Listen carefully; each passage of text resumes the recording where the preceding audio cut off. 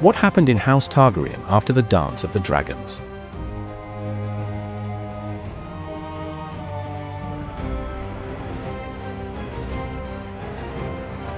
This video will contain spoilers for the Ice and Fire books, and possible spoilers for future episodes of House of the Dragon and A Knight of the Seven Kingdoms. After the short reigns of King Aegon the Elder and Queen Rhaenyra, and the brutal war of succession that was fought over the Iron Throne, Aegon the Younger took the Iron Throne. Aegon the Younger was the eldest son of Queen Rhaenyra and her king consort, Daemon Targaryen, and in Fire and Blood, Aegon inherited the Iron Throne after the death of his uncle, King Aegon the Elder. Aegon the Younger had been a dragon lord, for he had claimed the dragon Stormcloud, though the dragon would tragically die during the Dance of the Dragons. Though Aegon had been a dragon lord, he would later have a strong dislike of the beasts after he had witnessed Sunfire kill his mother on Dragonstone.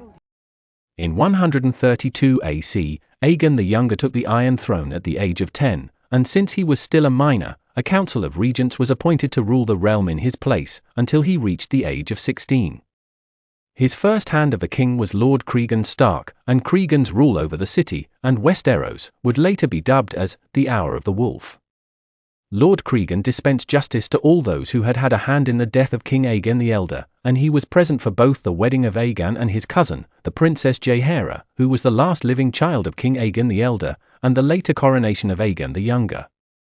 Lord Cregan would then resign as Hand of the King, and return to the north. The post of the Hand of the King was then given to Lord Tywin Lannister, who served King Aegon ably and faithfully.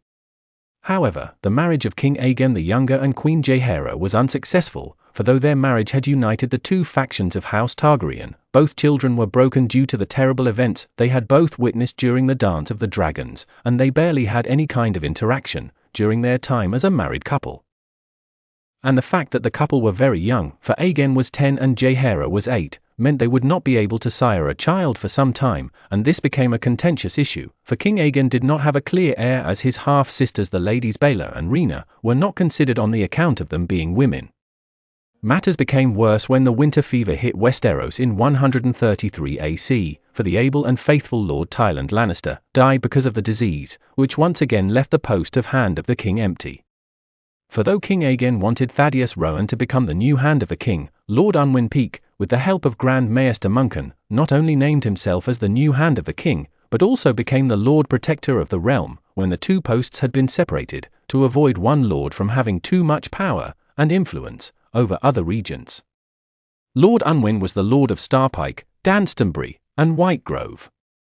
He had been an avid supporter of King Aegon the Elder and the Greens, for he believed that a woman could not rule over men. He had been named to the Council of Regents after the Dance of the Dragons, and he had survived the winter fever that had killed some of his fellow regents. Though none could say that Lord Unwin could not rule, he was too arrogant and ambitious, and he sought to use his new posts as Hand of the King and Protector of the realm to bring his house back to its former glory. He started by undoing all the appointments King Aegon had made, and he instead appointed former criminals and family members to various stations in King's Landing. Lord Unwin isolated King Aegon from the rule of the realm, and Aegon only appeared on formal occasions. The worst thing Lord Unwin is said to have done was to arrange the murder of the young queen, Jaehaera Targaryen. For though Jaehaera is said to have committed suicide soon after the queen's death, Lord Unwin Peake presumptuously proposed that King Aegon marry his daughter, Mirielle Peake. Many high lords in Westeros were offended by this proposal, so as a way of trying to calm them, Lord Peake arranged the Maiden's Day Ball, dubbed the Maiden's Day Cattle Show by Mushroom, for the king to pick his new bride. Lord Peake would then rig the whole proceedings of the Maiden's Day Ball to favour his daughter Mirielle, but he was outfoxed by the king's half-sisters, the Ladies Baela and Rhaena, when they presented the Lady Daenerys Valerian. Considered a great beauty, the Lady Daenerys had all the features one with the blood of old Valyria was expected to have. The king and all that were present, with the exception of Lord Unwin, were pleased with Lady Daenerys, and it was clear who the king would choose to be his next bride. King Aegon and the Lady Daenerys would marry later on that year. It should be noted that in Fire and Blood, Daenerys was the granddaughter of Sir Vaemond Valerian, though she might be turned into his daughter in the TV adaptation, if she is included. If this is done this way, then this situation might turn out to be even more ironic for Daenerys to marry the son of the man who killed her own father, Sir Vaemond.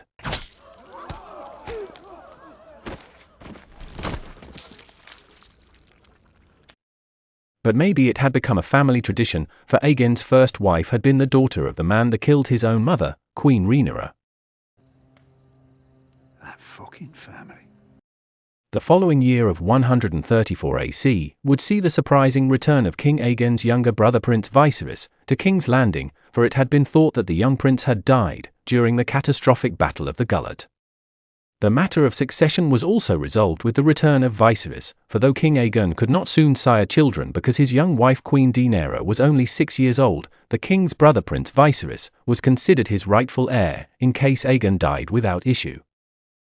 And Prince Viserys had already married the Lady Lara Rhaegar, and she was also expecting their first child. However, Lord Unwin was loath because of the price that had been paid to free Prince Viserys from his captivity, and he threatened to resign his posts if the crown accepted to pay it up. But his fellow regents accepted his resignation, and Lord Thaddeus Rohan was named as the new hand of the king in his place. However, Lord Unwin left behind some of his cutthroats in King's Landing, and unfortunately, Lord Rohan accepted them as servants, which later proved to have been a great mistake. Lady Lara Rhaegar, the wife of Prince Viserys, gave birth to their first child in 135 AC, and he was named Aegon, after his uncle the king. Following Targaryen tradition, Prince Viserys placed a dragon's egg in the cradle of his son Prince Aegon. However, King Aegon had all the dragon's eggs in the Red Keep removed, after word of the horrific tragedy that had happened to his niece reached him. The king and his brother would then have a falling out because of this action. What reconciled them was the failed assassination attempt that was done on Aegon when his food was poisoned. Though the king did not eat this poisoned food, his wife Rhaenyra, and his long-time companion and food tester, Gaemon Palehair, did. Queen Rhaenyra only survived due to the fast intervention of Grand Maester Muncan, but Gaemon Palehair died, which left King Aegon filled with grief. Though an investigation was done to find out those responsible, the findings were inconsequential. More misfortune befell King Aegon and his family, due to the downfall of House Rhaegar and their bank. Many members of Aegon's court would then be arrested, including the hand of the king Lord Thaddeus Rohan. Lady Lara would also have been arrested had it not been for the intervention of the king, her husband Prince Viserys, and her personal guard Sandok.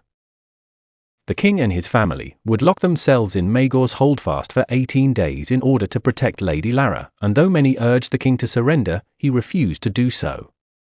The new hand of the king, Sir Marston Waters, who was the Lord Commander of the King's Guard, but had been appointed to that post by Lord Unwin Peake during his time as hand, beseeched the king to open Maegor's holdfast, but to no avail. Sir Marston even presented a physically and mentally tortured Thaddeus Rohan, who admitted to having been responsible for the attempted assassination of the king. However, when Prince Viserys questioned Lord Thaddeus, it became clear that the former hand had been coerced into admitting all that he had said. After this mummer's farce, Sir Marston was ordered by his king to arrest the people who were truly responsible, and it was discovered that all people that were arrested had all been appointed to their posts by the former hand, Lord Unwin Peake. It was discovered that these criminals had not only been responsible for the arrest and torture of Lord Rohan, but they had also organized the assassination attempt on the king's life. However, none of them, even under duress, implicated their former master in their heinous actions. The king and his family would then leave Maegor's holdfast, though they were visibly starved. In 136 AC, Lord Torrhen Marndaly was named as the new hand of the king. Lord Torrhen had been one of the greatest supporters of Queen Rhaenyra, and he never denounced her, like some other lords in the realm had done. As hand, Torrhen would preside over the trials of the criminals that had tried to kill the king, and he would also plan a royal progress for King Aegon to travel the realm, alike to the great progresses the Conciliator had had during his long reign. However, 136 AC was also the year in which King Aegon reached his majority, and as a man grown, he did not need regents anymore. He brusquely dismissed his new hand and regents, and also halted the plans for a royal progress Lord Torrhen had made. Lord Torrhen would never forgive King Aegon for the manner of his dismissal, and he would thereafter consider the king as his enemy. It's not recorded in the books who served King Aegon as hand of the king after Lord Torrhen was dismissed, but his brother, Prince Viserys, would later on become Aegon's hand until the end of his reign. King Aegon and his wife Queen Rhaenyra would go on to have 5 children, and these included 2 sons named Daeron and Baela, and 3 daughters named Dina, Rhaena, and Alanna. It was during Aegon's reign that his late uncle King Aegon the Elder was affirmed to have been the rightful monarch during the Dance of the Dragons, and therefore his mother, the late Queen Rhaenyra, was thereafter considered to have been a pretender. And it was also affirmed in perpetuity that the Iron Throne could never pass to a woman, as long as there was a viable male heir. King Aegon is also remembered as the Dragonbane, for the last dragon died during his reign as king. However, in his last years as king, Aegon became obsessed with hatching dragon eggs so that his family could become dragon lords again, but to no avail. King Aegon III, also known as the Younger, the Broken, and the Dragonbane, died at the young age of 36 in 157 AC, due to consumption, after having ruled the realm for 26 years, and was succeeded by his eldest son, Prince Daeron. Daeron Targaryen had been born in 143 AC in the Red Keep, and he had had the classic Targaryen features of silver gold hair and purple eyes. Daeron was a confident, intelligent, and charming young man that was adored by his family and people. Daeron was a skilled swordsman, and he had a keen strategic mind. Prince Daeron was 14 years old when he inherited the Iron Throne, and he decided to keep his uncle, Prince Viserys, as his hand of the king, but a council of regents was not appointed to rule in Daeron's name, even though he had not yet attained the age of 16. The reason for this was that Prince Viserys did not want his nephew to suffer through endless regents like his late father, King Aegon, had. King Daeron claimed the conqueror's crown upon his ascension to the Iron Throne. The greatest task that consumed most of King Daeron's reign as king was his conquest of Dorne. Dorne's continued independence had vexed the young king even before he had inherited the Iron Throne, and despite all his counselors advising him not to pursue something that had failed the conqueror and his sister wives twice, though they had had dragons, King Daeron insisted on invading Dorne in order to finish the Targaryen conquest of Westeros. His greatest ally in his plans was the Lord of the Tides, Lord Alan Valerian, and once he had revealed them to his other counselors, King Daeron summoned his bannermen, and a great force of 100,000 men answered his call. King Daeron split his large army into 3 forces, and these attacked Dorne from 3 sides. After 1 year of war, the Prince of Dorne and other Dornish high-born nobility surrendered and bent the knee to King Daeron. However, King Daeron returned to King's Landing with Dornish high-born hostages in order to ensure the continued loyalty of their families, and Lord Lionel Tyrell, who was one of Daeron's military generals, was left in Dorne with an occupation army to keep the Dornish in line. Lord Lionel had to put down many rebellions that had been started by the small folk of Dorne, and these rebellions cost him an approximated 50,000 men during his 3-year rule of Dorne. When Lord Lionel was assassinated, a massive uprising spread throughout Dorne, and all King Daeron's work was undone. This uprising forced King Daeron to return to Dorne in 161 AC, and he had great victories which seemingly forced the Dornish High Lords to submit once more. However, King Daeron was betrayed, and though he had had 3 members of the King's Guard with him, King Daeron was killed in an ambush under a peace banner. One of the members of the King's Guard that had been present at the ambush, who was also the king's cousin, Sir Aemon the Dragon Knight, was captured by the Dornish and was kept as a hostage. King Daeron, who was also known as the Young Dragon, Daeron the Dragon, and the Boy King, died at the young age of 18 after having ruled Westeros for only 4 years. Having died without children, King Daeron was succeeded by his younger brother, Prince Baelor. Baelor Targaryen was born in 144 AC, and he was the second child of King Aegon the Younger and Queen Rhaenyra. Prince Baelor was a gentle and pious man, for he had been devoted to the faith of the Seven. Though he had the typical Targaryen features, Baelor Targaryen was not as robust as his elder brother, Daeron, due to the fact that he frequently fasted. Following Targaryen tradition, Prince Baelor married his sister, the Princess Dina, in 160 AC, but due to his devotion to the faith of the Seven, Prince Baelor refused to consummate this marriage. This is because his faith regarded incest as an abominable act, and despite his sister's provocations, Prince Baelor never consummated their marriage. When his elder brother, King Daeron, was murdered in Dorne, Prince Baelor was crowned as the new king of Westeros, but instead of an elaborate Targaryen crown, the new king chose to wear a crown of flowers and vines. Baelor, like his late brother and late father, had his uncle, Prince Viserys, as his hand of the king, but his first act as king did not appease his uncle, nor his new subjects. It should be recalled that King Daeron had brought Dornish highborn hostages to King's Landing to ensure the continued loyalty of their families back in Dorne. But the treacherous murder of King Daeron in Dorne had led his hand, Prince Viserys, and other loyal subjects, to demand for the heads of the Dornish hostages in the Red Keep. But King Baelor pardoned them, and decided to personally return them to Dorne. King Baelor would then march barefooted through the deserts of Dorne with his hostages to Sunspear, and this act would be considered a miracle by many people in Westeros. And the king also achieved peace in Dorne, as he made a peace agreement with the Prince of Dorne. It was agreed that the king's cousin, Prince Daeron, who was the grandson of the Prince Viserys, would marry the Princess Maria Martell, the daughter of the Prince of Dorne, when they reached maturity. The only contentious issue was when the king demanded that his cousin, and member of the king's guard, Sir Aemon the Dragon Knight, be released from captivity. It should be recalled that Sir Aemon had been captured during the treacherous ambush in which King Daeron had been killed, and since the Dragon Knight was still alive, King Baelor demanded that he be returned to him. The Prince of Dorne agreed to the king's demands, and ordered the captors of Sir Aemon, the Wills of the Boneway, to release the knight. However, when King Baelor went to claim Sir Aemon from the Wills, he found that they had put Sir Aemon in a cage, hanging over a pit filled with vipers. King Baelor was then handed a key to the cage, but he had to enter the pit in order to open the cage. Though Sir Aemon pleaded with his king not to do it, Baelor entered the pit to open the cage, as he trusted that the Seven would protect him from the snakes. However, the king was bitten multiple times by the vipers, but he did open up Aemon's cage. The Dragon Knight would then courageously, and miraculously, lift his king from the pit, climb to the top of the cage, and leap out of the pit, all the while carrying Baelor. The Dragon Knight and his king would find refuge at Blackhaven, the castle of House Dondarrion, and it's here that King Baelor would get some treatment for the snake bites he had gotten. From Blackhaven, Baelor would be moved to Storm's End, where he spent half a year before he was well enough to travel back to King's Landing. In this period, his uncle and hand of the king, Prince Viserys, ruled the realm, but he maintained King Baelor's peace treaty, and he did not retaliate against Dorne for the way Baelor and his son Sir Aemon had been treated by House Wills.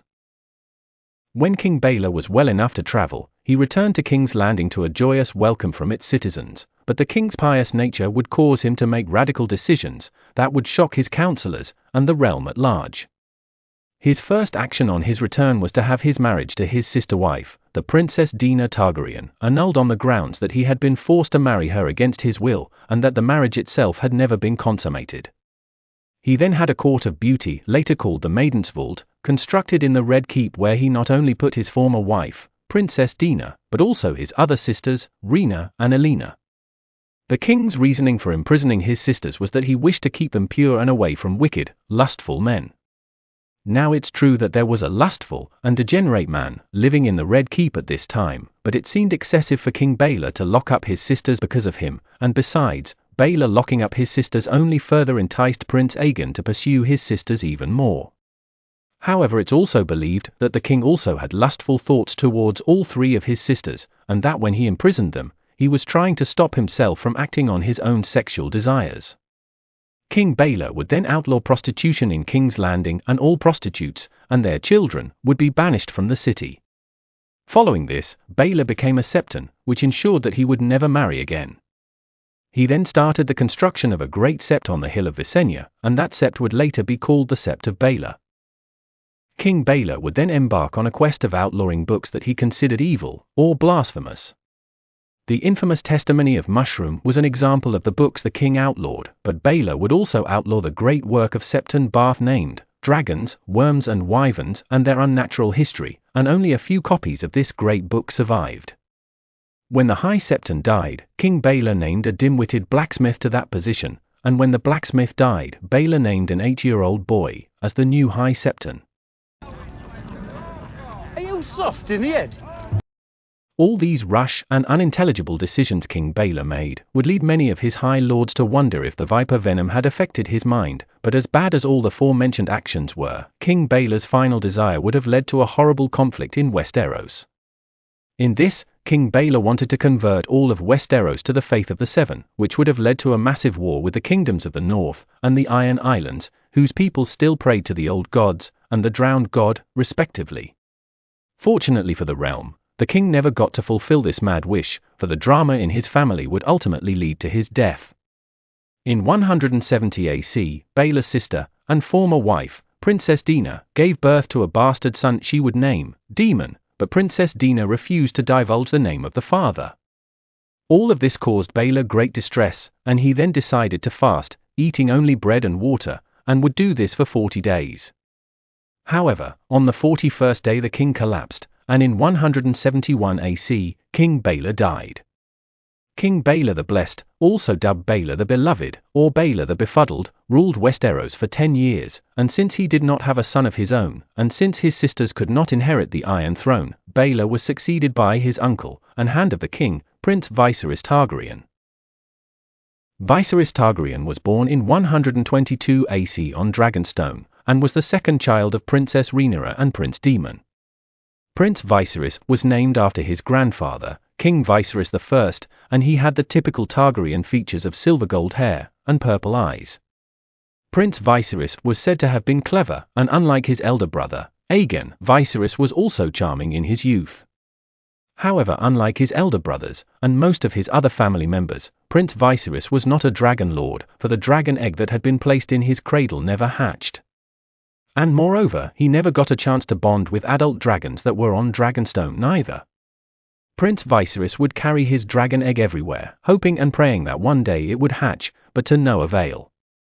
During the Dance of the Dragons, Prince Viserys and his elder brother Aegon were sent to Pentos for their own safety, but along the way their ship was attacked during the Battle of the Gullet, and though Prince Aegon managed to escape on his dragon Stormcloud, Prince Viserys was captured. He would eventually end up in the hands of the powerful Lysene banking family, House Rhaegar.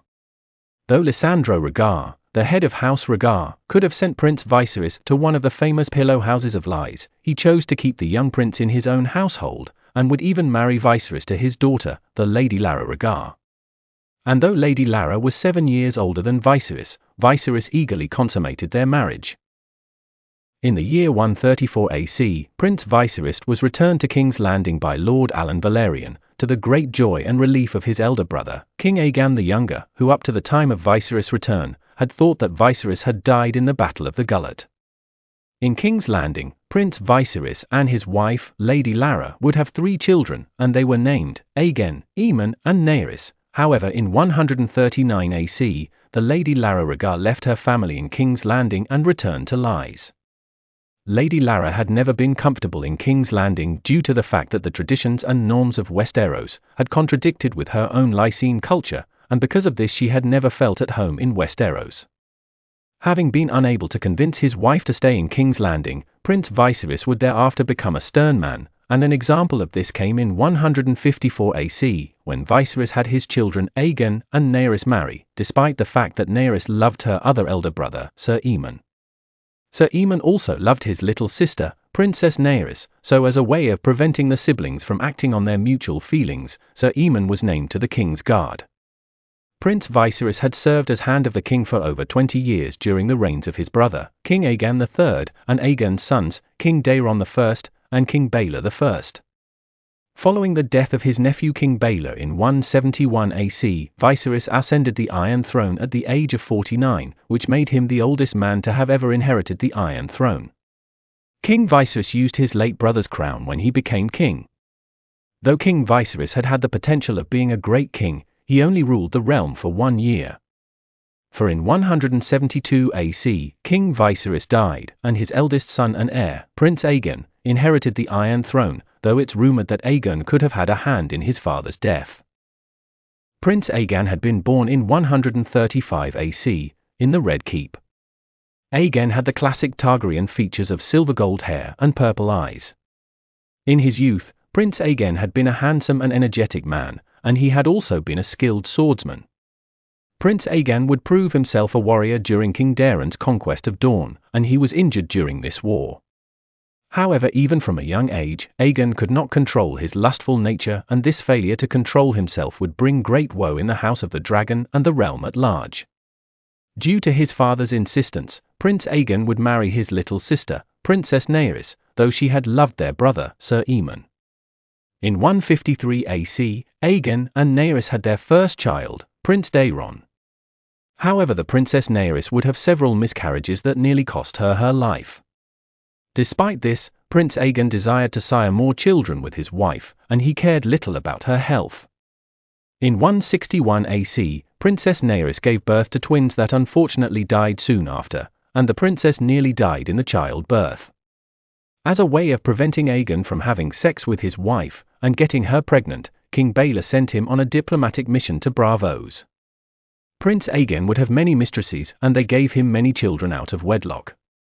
One of his many lovers was the Princess Daena Targaryen. For following her imprisonment, and that of her sisters in the Maiden's Vault, Prince Aegon helped Daena escape her confinement, but only after getting sexual favors from the princess.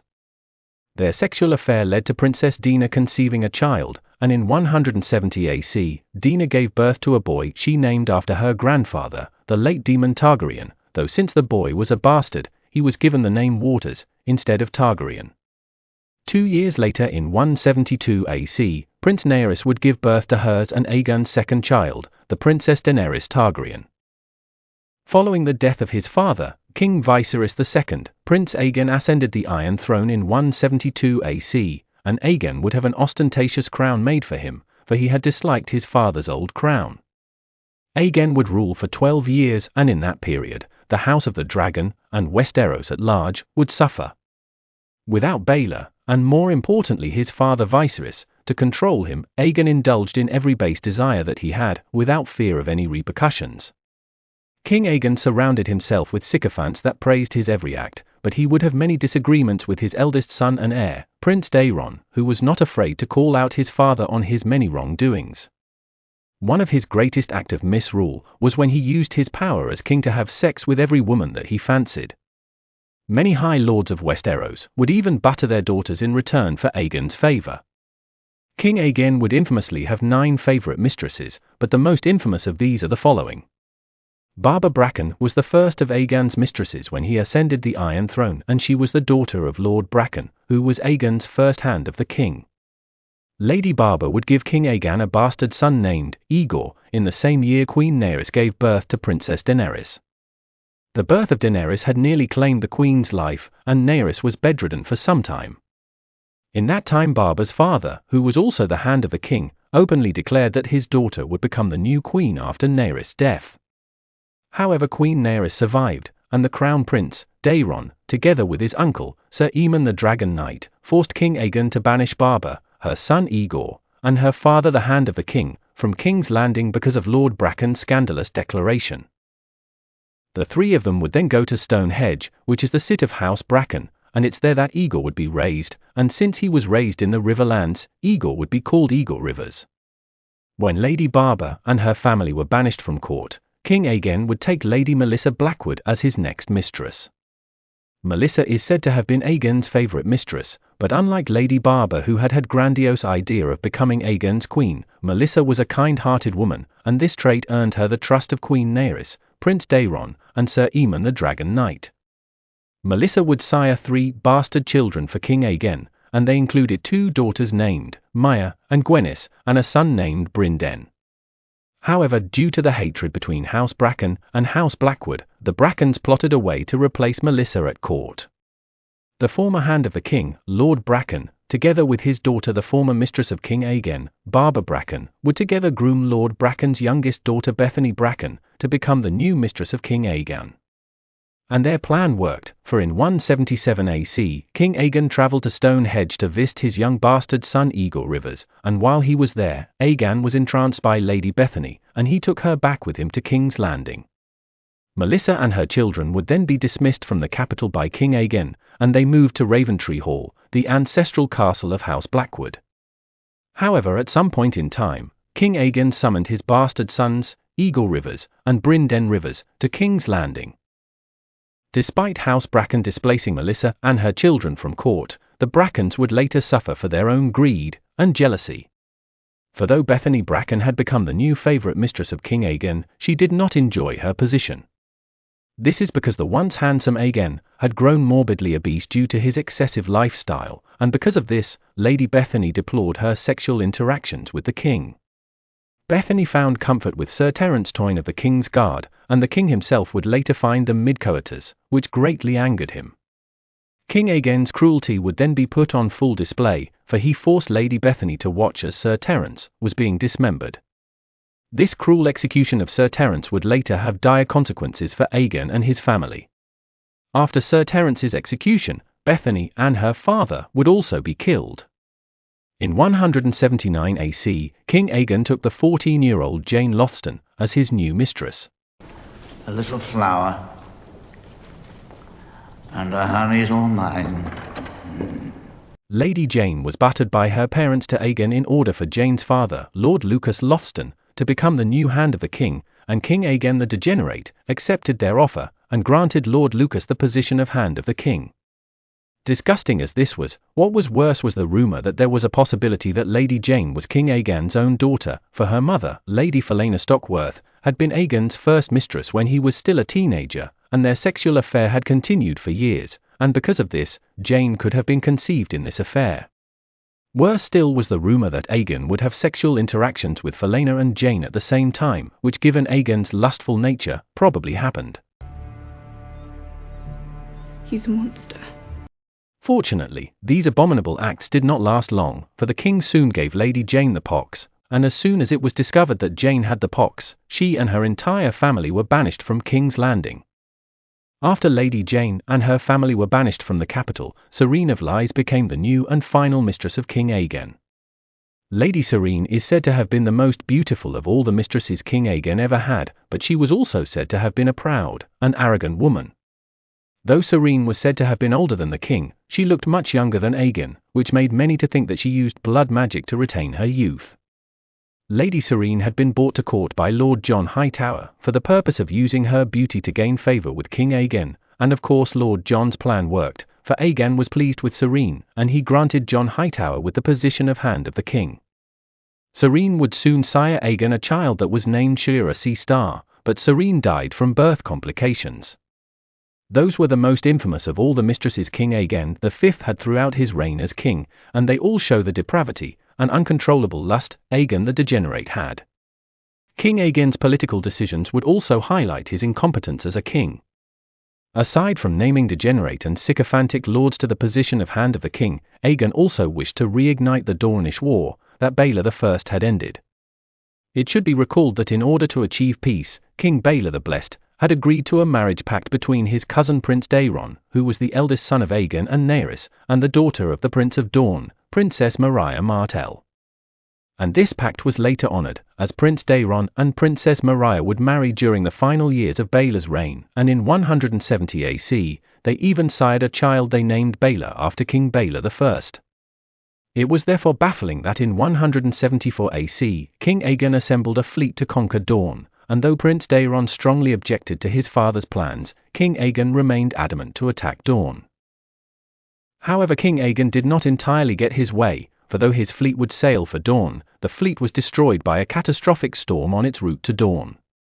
This disaster was a great embarrassment for Aegon, but what probably angered him the most was the fact that his son had openly objected to his mad plans in the first place. And it was because of Prince Daeron's constant defiance to his father's decisions, and the fact that Daeron loved and respected his uncle, Sir Aemon the Dragon Knight, more than he did his vile father, that King Aegon would start a rumour that Daeron was not his son, and that his true parents were Sir Aemon and Queen Naerys. King Aegon used one of his sycophantic followers, Sir Morgil Hastwyck, to spread this lie throughout the city, but Sir Aemon would not let his sister's honour and virtue be besmudged, so he challenged Sir Morgil to a trial by combat so that the Seven could make it certain to all that Sir Morgil was a liar. The ensuing fight was a short one, for Sir Morgil was defeated, and Sir Aemon's victory upheld Queen Naerys' honour. However, though Sir Aemon had won this fight, this lie King Aegon started would have lasting repercussions that haunted House Targaryen in the future. It should be recalled that in 178 AC, King Aegon executed one of his mistresses, Lady Bethany Bracken, and her lover Sir Terence Toyne, after he found them having sex. But their cruel execution led to Sir Terence's brothers to plan an assassination attempt on the king, and they would have been successful if it hadn't been for the brave intervention of Sir Aemon the Dragon Knight. For though King Aegon had constantly humiliated his brother, Sir Aemon was an honourable and dutiful man, and as a member of the King's Guard, Sir Aemon had to put aside all the misgivings that he had against his brother, and protect him from the assassins. The Dragon Knight successfully protected his king from the assassins, but at the cost of his own life. Queen Naerys was forever bereaved by the death of her beloved brother, but King Aegon was not concerned about her sorrow, and was probably angered that Naerys, and everyone else in the Seven Kingdoms, was grieving Sir Aemon's death, as he had always been jealous of the adoration his little brother got from everyone. It was probably because of this jealousy, and the fact that Aegon was an evil man, that he once again had sex with his sister wife, Queen Naerys, despite her state of grief, and despite the fact that she had never fully recovered from the birth of Princess Daenerys. And Queen Naerys conceived a child, but in 179 AC, the queen died from birth complications, and the child died as well. King Aegon did not do anything to honor his dead wife, Queen Naerys, but instead spent the final years of his reign tarnishing her memory. The king began to openly state that his eldest son, Prince Daeron, was not his son, but he was the bastard son of Sir Aemon and Queen Naerys. He openly acknowledged Daemon Waters as his son, something that the cowardly king had refused to do for 12 years. Aegon would even bestow the Valyrian steel sword, Blackfire, to Daemon, which caused great division in the realm, for that act proved to some lords that King Aegon had chosen Daemon as his successor. For Blackfire was meant to be awarded to Prince Daeron, who was King Aegon's legitimate eldest son and heir. After being awarded the sword Blackfire, Daemon dropped his bastard name of Waters, and decided to call himself Daemon Blackfire, hence starting a new house that could challenge House Targaryen's right to rule, but King Aegon allowed it to happen. The one thing that Aegon refused Daemon was his desire to marry his half-sister, the Princess Daenerys, for King Aegon arranged a more political marriage for Daemon with the daughter of the Archon of Tyrosh, Lady Roanne. Aegon arranged this marriage for he was hoping to use the Tyrosh fleet to invade and conquer Dorne. Prince Daeron was the only one who stood up to his father's madness and would even leave King's Landing and go to his seat of Dragonstone, for he did not wish to take part in his father's follies. But despite the constant disagreements between Aegon and his son, and Aegon constantly stating that Daeron was not his son, Aegon never openly disinherited Daeron, for he was probably afraid that many lords would defend Daeron's right to the Iron Throne, and chief among them would most likely have been the Dornish lords, for Prince Daeron's wife was from Dorne. Or maybe Aegon knew fully well that Daeron was his son, and being the proud, narcissistic, grotesque monster that he was, Aegon could not fully admit to have been cuckolded. With Daeron gone from the capital, Aegon decided to embark on yet another mad attempt of invading Dorne. He ordered his pyromancers to construct large dragon-like structures that could emit wildfire, and since these structures were so big, they had to be constructed and assembled in the king's wood. But the king's wooden dragons would prove to be a disaster, for the volatile and inflammable nature of wildfire caused these wooden structures to burst into flames, and the flames spread through the king's wood, killing thousands of people and destroying a quarter of this ancient forest. After this calamitous disaster, King Aegon would never again pursue his wish to conquer Dorne. King Aegon's end came due to his excessive lifestyle, for he had become so morbidly obese that he could not walk or even eat himself, and in the end Aegon was covered in his own excrement. And worse still was the fact that Aegon's body was rotting, and this caused him such great pain that even milk of the poppy could not dull the pain. Eventually in 184 AC, King Aegon the Unworthy, or the Abomination on the Iron Throne, though Maegor had already attained that title for other reasons, but I think it can also be used for this monstrous creature that terrorized his family and the realm for over a decade, died at the age of 49 in the Red Keep. But even on his deathbed, this degenerate abomination would make one more sinister decree, for with his last fart, King Aegon the Unworthy legitimized all his bastard children, and this decision would haunt House Targaryen and Westeros for over 50 years after Aegon's death. After King Aegon's death, Prince Daeron Targaryen inherited the Iron Throne. Daeron Targaryen had been born in 154 AC in the Red Keep, and he had been named after Daeron the Young Dragon. Prince Daeron had never been robust like his father had been when he was born, and though he had the typical Targaryen features of silver gold hair and purple eyes, Daeron was not considered as a handsome man. The prince was also poor in the training yard, and he never acquired any martial skill. However, despite his shortcomings, Prince Daeron was not a fool, for he was a resolute man that had a strong will. And Daeron was also well educated, and he kept company with Maestas and other learnt men, which helped him to attain more knowledge. Late in the reign of King Baelor the Blessed, Prince Daeron married the Princess Maria Martell, and theirs was a happy and fruitful marriage, for the couple would sire 4 sons, and 2 of them, the princes Baela and Maker, would even help Prince Daeron make up for his shortcomings, for he had them trained as warriors. When his father died, Prince Daeron quickly left his sit of Dragonstone and returned to King's Landing, where he claimed his father's crown as a way of showing that he was indeed Aegon's son, and afterwards, he ascended the Iron Throne. Upon becoming king, Daeron strove to heal the wounds that his late father's reign had inflicted on the realm. King Daeron dismissed all his father's vile servants and he selected counselors based on merit.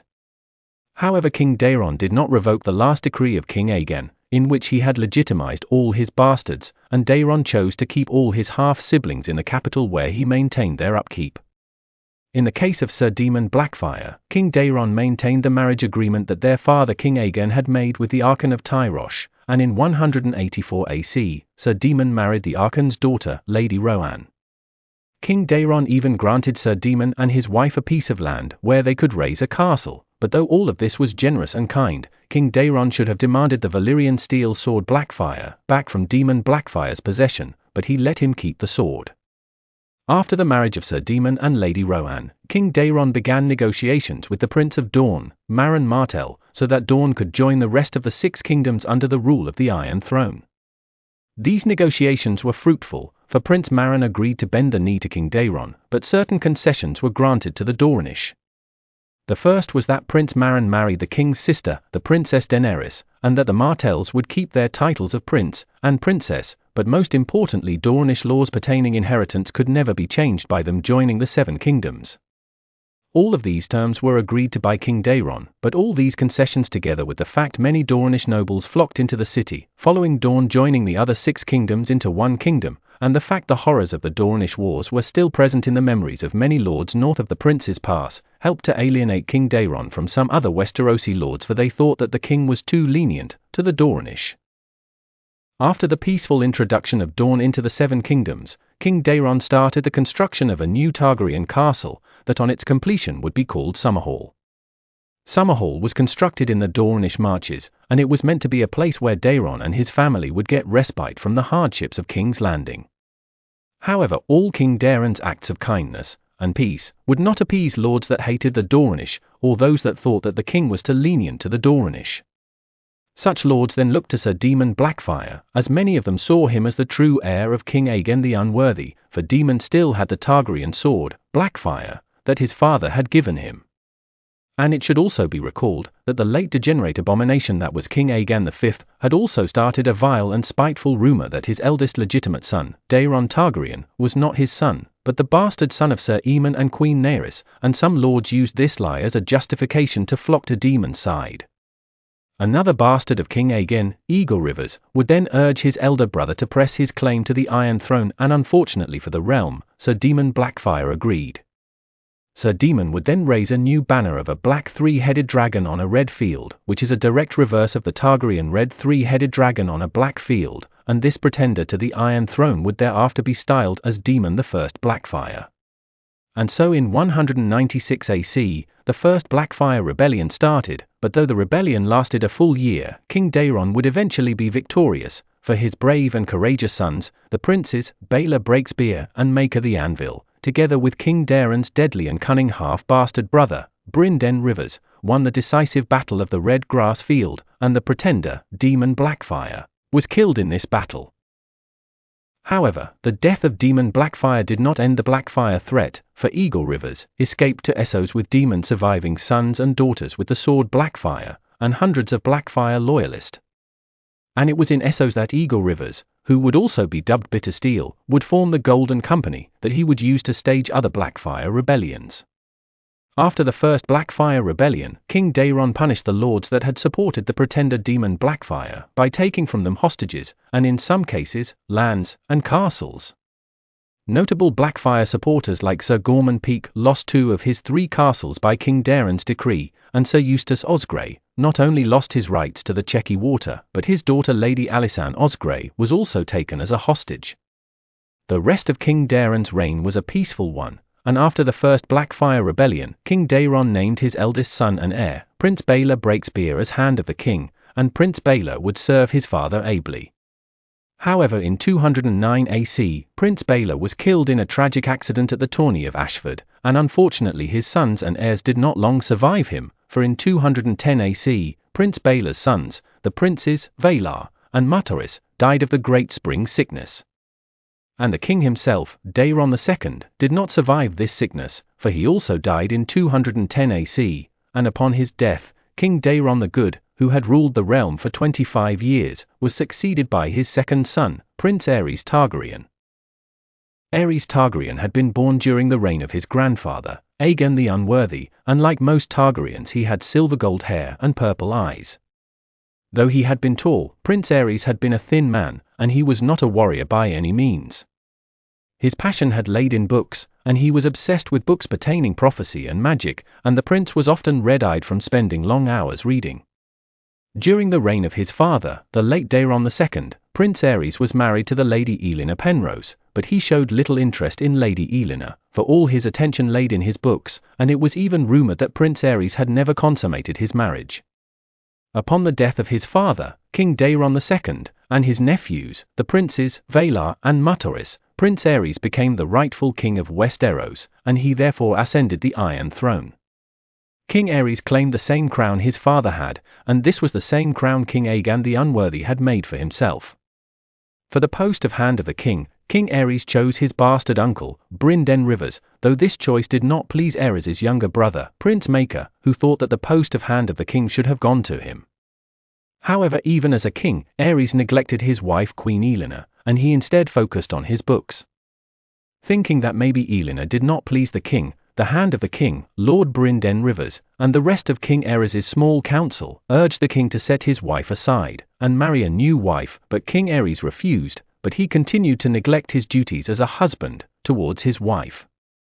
One of the reasons why Aerys' small council was urging him to sire an heir of his own, was the fact that King Aerys' heir at that time was his simple-minded brother, the Prince Rhaegal Targaryen, and Rhaegal could not be trusted with the rule of the realm, if King Aerys had died without children. King Aerys' reign was beset with many challenges that threatened the stability of the realm, and the Targaryen dynasty itself. At the very start of his reign, Westeros had been hit by the Great Spring Sickness that had not only claimed the lives of hundreds of thousands of Westerosi citizens, but the sickness had also claimed the lives of King Daeron and the princes Valar and Mutaris.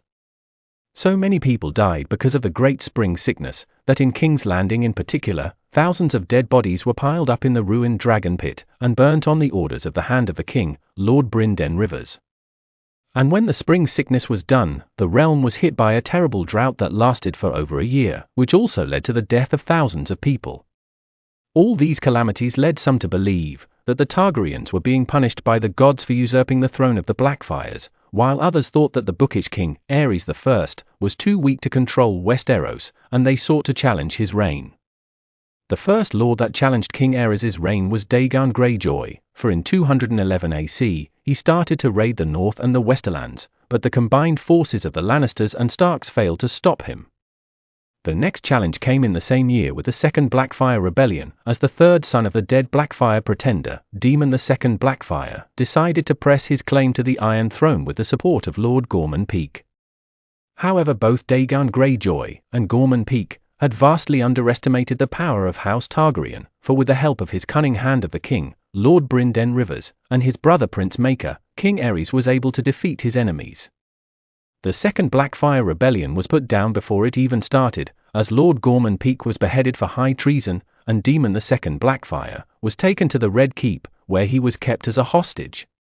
And the Greyjoy raids were ended when Prince Maker Targaryen rode out of Summerhall with a strong host, and together with the Lannisters and the Starks, Lord Daegon Greyjoy was finally defeated.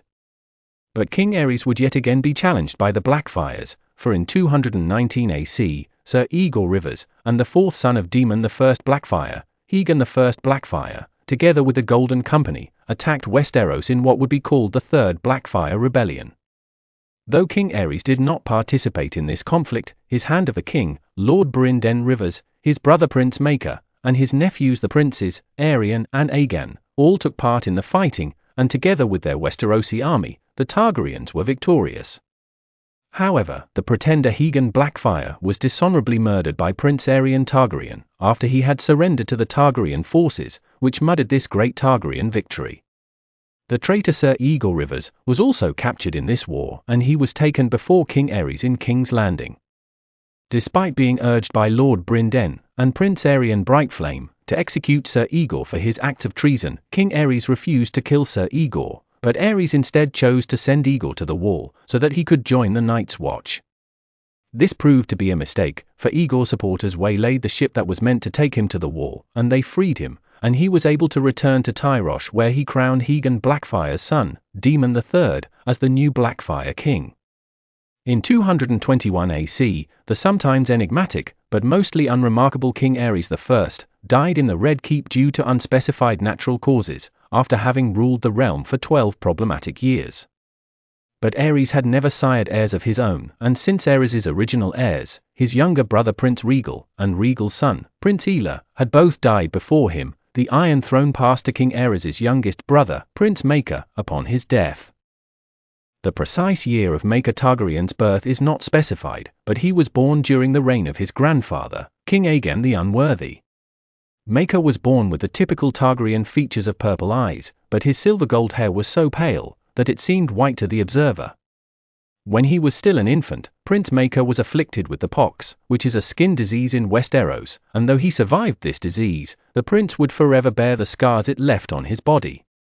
Despite suffering the pox as an infant, Prince Maekar grew to be a tall, powerfully built man, and he excelled in the training yard, though his older brother, Prince Baelor, was said to have been a more formidable warrior.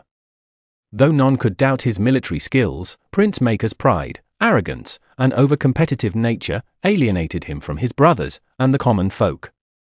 As the fourth son of King Daeron II, Prince Maekar was never expected to inherit the Iron Throne, but he nonetheless married the Lady Diana Dane. During the reign of his father, King Daeron II, and Maekar and Diana would sire 6 children, and they were named Daeron, Aerion, Aemon, Daela, Aegon, and Rhea. Prince Maekar fought valiantly for his house in the First and Third Blackfire rebellions, and he was also instrumental in stopping the Ironborn raids, caused by Daegon Greyjoy, on the northern western shores of Westeros. However, the infamous accidental murder of his eldest brother, Prince Baelor, at the tourney of Ashford in 209 AC, is what Maekar Targaryen is most remembered for, and this deed haunted Maekar for the rest of his life. Following the deaths of his third elder brother, Prince Regal Targaryen, and his nephew, Prince Aela, Prince Maekar unexpectedly became the heir of his second elder brother, King Aerys I, and when Aerys died in 221 AC, Prince Maekar ascended the Iron Throne. Unlike his late brother, King Aerys I, and late father, King Daeron II, King Maekar I did not use Aegon the Unworthy's crown, for he ordered a different crown be made for him upon his ascension to the Iron Throne. But one thing King Maekar did not change was the hand of the king, for he kept his bastard uncle, Brynden Rivers, as his hand. King Maekar's reign started auspiciously with a long summer that lasted 7 years, and in this period, the many trials that his late brother's reign had suffered were seemingly forgotten by the common folk of Westeros, for the realm greatly prospered in this time of peace and plenty. In this time, King Maekar affirmed his eldest son, Prince Daeron the Drunken, as his heir, and Prince Daeron became the Prince of Dragonstone. King Maekar also summoned his other sons, the princes Aerion, Aemon, though Aemon had taken the vows of a Maester, and Aegon to court.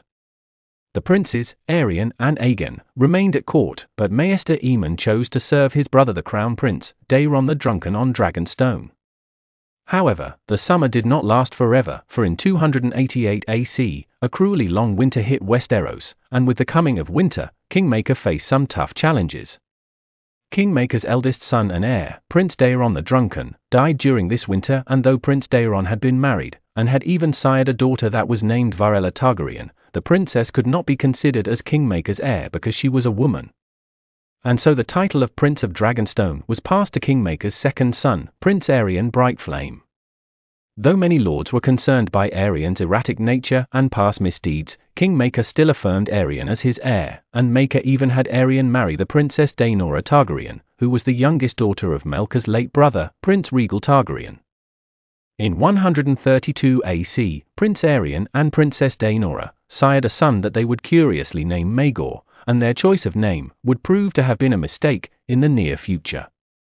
But the matter of King Maekar's succession would come in question again, for in the same year as his son Prince Maegor was born, Prince Aerion would perform a mad act that got him killed.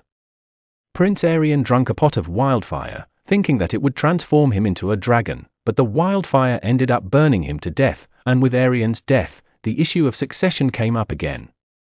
But before Kingmaker could affirm a new heir, House Peak used the confusion in King's Landing, and the ongoing bitter winter, to challenge Kingmaker's reign. It should be recalled that under the rule of its former Lord Gorman Peak, House Peak had fought for the Blackfires on the Red Grass Field, and after the Blackfires were defeated, Lord Gorman was stripped of 2 of his 3 castles.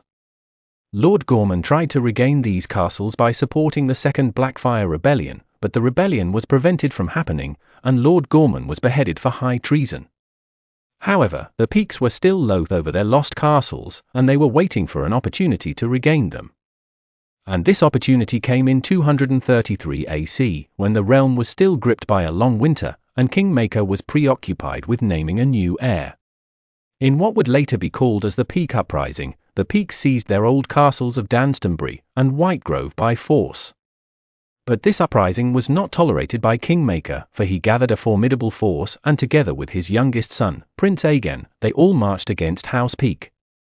Kingmaker and his forces quickly regained the castles of Danstonbury and Whitegrove, but the main city of House Peak, Starpike, proved to be more formidable, for it was well garrisoned and prepared for a siege. Kingmaker would personally lead the attack on Starpike, but this action led to his demise, for in the storming of the castle, Maker was killed by a rock that was hurled from the battlements of Starpike. After Maker's death, his youngest son Prince Aegon led the attack, and he successfully took Starpike, though the Targaryen forces sustained heavy losses. Kingmaker the Anvil, or Maker the Kinslayer, had ruled Westeros for 12 years, but his death brought uncertainty in the matter of succession, for Maker had many possible heirs. To resolve this matter, the Hand of the King, Lord Brynden Rivers, called for a great council so that the lords of Westeros could choose a new monarch, and everyone who had a claim to the Iron Throne was to be considered by this council. The following were the names that were considered at the Great Council of 233 AC. Princess Varella Targaryen was the first to be considered, for she was the only child of Kingmaker's eldest son, and former Prince of Dragonstone, Prince Daeron the Drunken. But Varella was disqualified on the account of her sex, and her cousin the Princess Daenora Targaryen, who was the last living child of the late Prince Regal Targaryen, and had also been the wife of Prince Aerion Targaryen, was also disqualified for the same reason. On the other hand, Princess Daenora's son, the Prince Maegor, had a stronger claim because he was the eldest son of Kingmaker's second eldest son, Aerion Brightflame, and Maegor was also a male. However, Prince Maegor was disqualified on the account of his age, for at the time of the Great Council of 233 AC, the prince was less than a year old. If Maegor had been chosen, then a council of regents would also have had to be chosen as well, and as problematic as that would have been, the prospect of a council of regents ruling over the realm for 15 years would have been worse. This reason was fully justifiable, and the regency of Aegon III was cited in this decision, for though Aegon the Younger's regency was short, it had still been a disaster. What was unfair was the fact that Prince Maegor was also disqualified on the account of his late father, Prince Aerion Brightflame, and his name.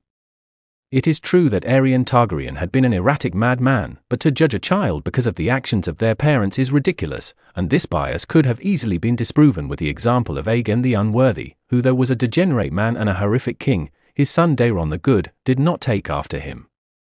And the issue of Maegor's name was even more ridiculous, for though in his madness Aerion Brightflame had most likely named his son after Maegor the Cruel, the name could not have determined that his son would have turned out to become like his long-dead namesake.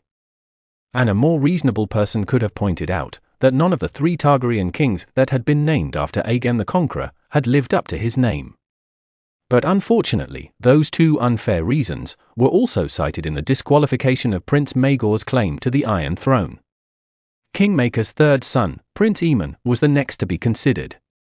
When Prince Aemon was 14 years old, his grandfather, the late King Daeron II, sent him to the citadel so that he could become a maester, for from a young age, Prince Aemon had always been bookish, and so King Daeron used this as an excuse to send Prince Aemon to the citadel.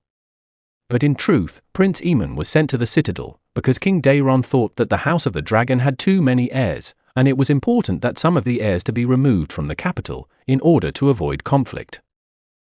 Aemon's father, the late Kingmaker, had summoned him from the citadel at the start of his reign, but Aemon had spent most of his father's reign at Dragonstone serving his brother Prince Daeron the Drunken, for he did not want to usurp the position of the Grand Maester on the small council.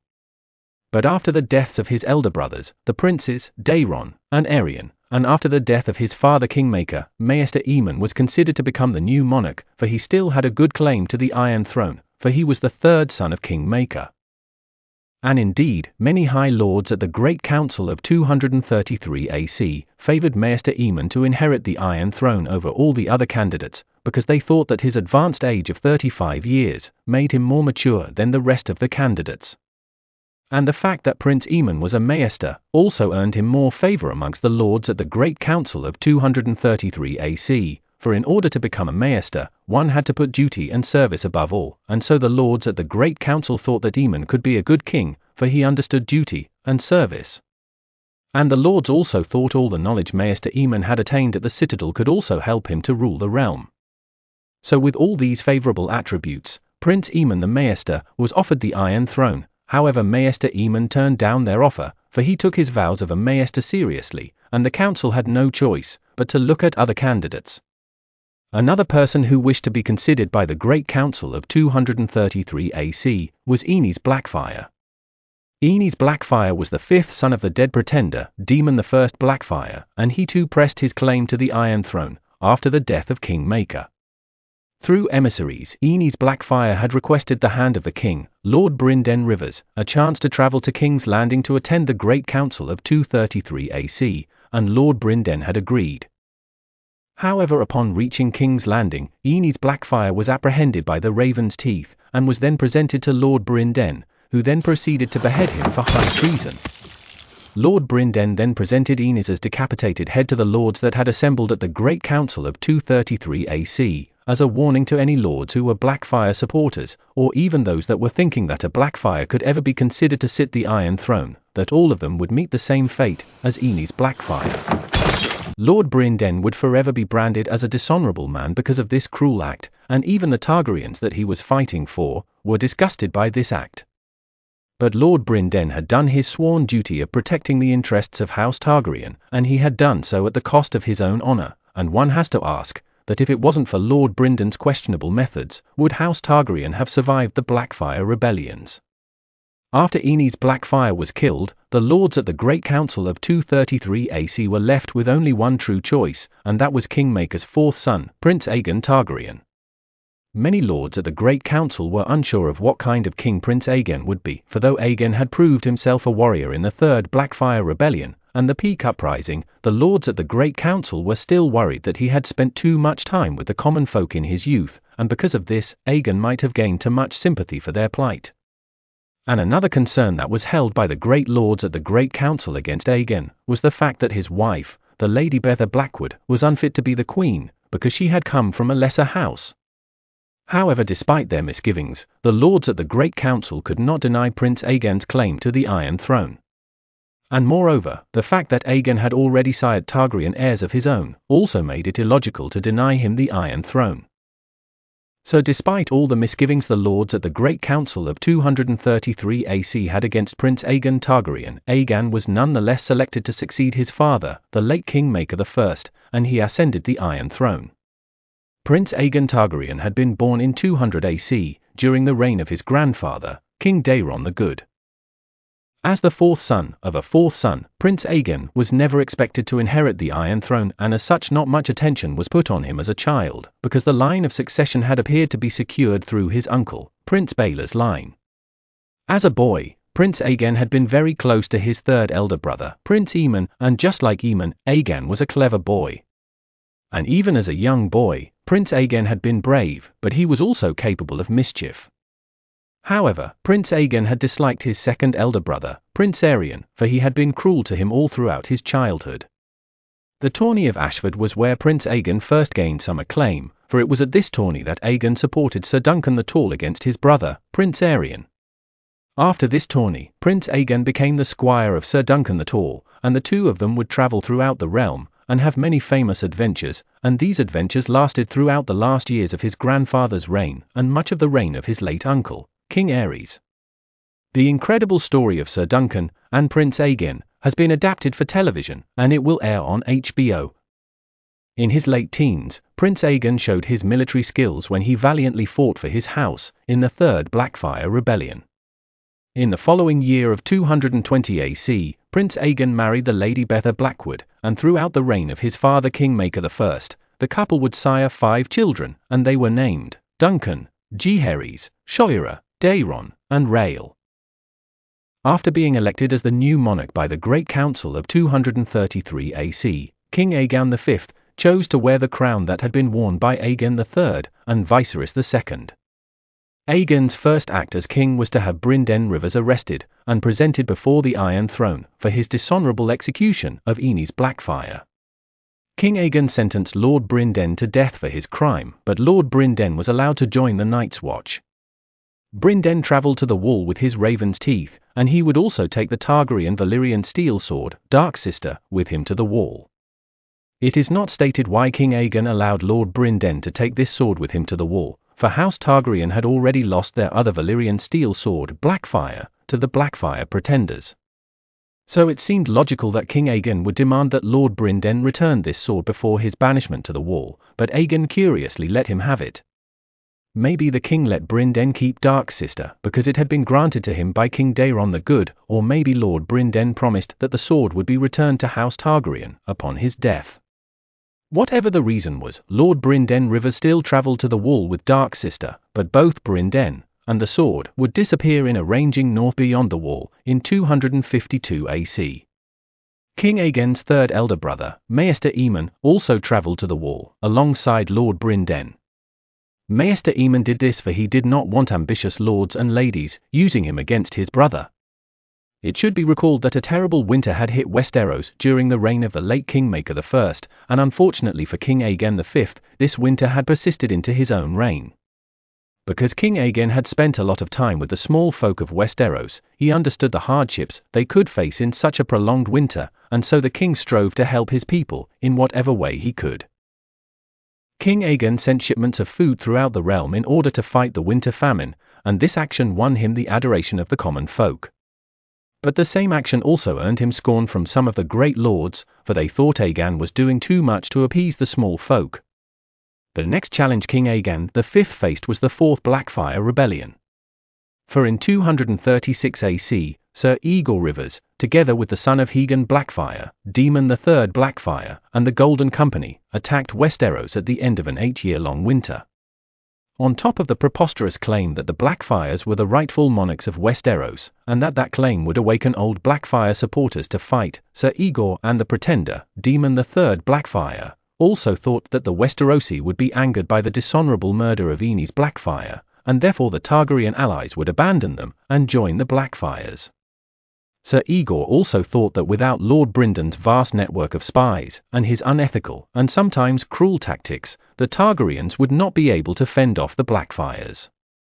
Fortunately for the Targaryens, all of Sir Igor's predictions ended up being inaccurate. For other than House Ironwood from Dorne, none of the other old allies of House Blackfyre fought beside them in this rebellion, and even without Lord Brynden, the Targaryens proved that they were still a formidable force to be reckoned with.